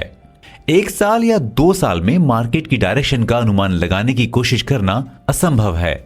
आगे आने के लिए जरूरी नहीं कि आप हर समय सही हों या अधिकतर समय भी। सबसे बड़े विनर मेरे लिए आश्चर्य हैं और टेकओवर तो और भी आश्चर्यजनक है। बड़े नतीजे आने में महीनों नहीं बल्कि सालों लग जाते हैं। विभिन्न कैटेगरीज के शेयरों में अलग अलग रिस्क और रिवॉर्ड्स होते हैं। आप स्टॉलवर्ड्स में 20-30% प्रॉफिट की एक चेन को जोड़कर पैसा कमा सकते हैं। स्टॉक की कीमतें अक्सर फंडामेंटल से विपरीत दिशाओं में चलती हैं, लेकिन लंबे पीरियड में मुनाफे की डायरेक्शन और स्थिरता बनी रहेगी। सिर्फ इसलिए कि कोई कंपनी खराब प्रदर्शन कर रही है, इसका मतलब यह नहीं कि वो और भी बुरा नहीं कर सकती। सिर्फ इसलिए कि कीमत बढ़ जाती है, इसका मतलब ये नहीं कि आप सही हैं। सिर्फ इसलिए कि कीमत कम हो जाती है, इसका मतलब ये नहीं कि आप गलत हैं। भारी इंस्टीट्यूशनल ओनरशिप वाले और वॉल स्ट्रीट कवरेज के बहुत से स्टॉलवर्ड्स जिन्होंने मार्केट से बेहतर प्रदर्शन किया है और अधिक कीमत वाले, वे आराम या गिरावट के कारण हैं। साधारण संभावनाओं वाली कंपनियों को सिर्फ इसलिए खरीदना क्योंकि स्टॉक सस्ता है, हारने वाली तकनीक है। एक एक्सीलेंट तेजी से ग्रोअर्स को बेचना क्योंकि इसका स्टॉक थोड़ा अधिक लगता है, एक खोने वाली तकनीक है। कंपनियां बिना किसी कारण के ग्रोथ नहीं करती, ना ही फास्ट ग्रोअर्स हमेशा के लिए ऐसे ही रहते हैं। एक सफल स्टॉक के ओनर ना होने से आप कुछ भी नहीं खोते हैं, भले ही वो 10 बैगर ही क्यों ना हो। एक स्टॉक नहीं जानता है कि आप इसके ओनर हैं। एक विनर के साथ इतना अटैच्ड ना हो कि कंप्लेसेंसी आ जाए। आप स्टोरी की निगरानी करना बंद कर दें। यदि कोई स्टॉक शून्य हो जाता है तो आप उतना ही पैसा खो देते हैं, चाहे आपने उसे $50, $25, $5 या $2 पर खरीदा हो, जो भी आपने इन्वेस्ट किया था। बेसिक बातों के आधार पर सावधानी पूर्वक छटाई और रोटेशन करके आप अपने परिणामों में सुधार कर सकते हैं। जब स्टॉक वास्तविकता के अनुरूप ना हो और बेहतर ऑप्शंस मौजूद हों तो उन्हें बेच दें और किसी और चीज में स्विच करें। जब फेवरेबल कार्ड सामने आए तो अपनी बैट में जोड़ें और फिर वाइस वर्सा करें। फूलों को बाहर निकालने और खरपतवारों को पानी देने से आप परिणामों में सुधार नहीं करेंगे। अगर आपको नहीं लगता कि आप मार्केट को मात दे सकते हैं तो एक म्यूचुअल फंड खरीदें और अपने आप का बहुत सारा अतिरिक्त काम और पैसे बचाएं। चिंता करने के लिए हमेशा कुछ न कुछ होता है। नए विचारों के प्रति दिमाग खुला रखें। आपको सभी लड़कियों को चूमना नहीं है। मैंने 10 बैगर्स के अपने हिस्से को खो दिया है और इसने मुझे मार्केट को मात देने से नहीं रोका है। सब्सक्राइब आपकी आवाज यूट्यूब चैनल।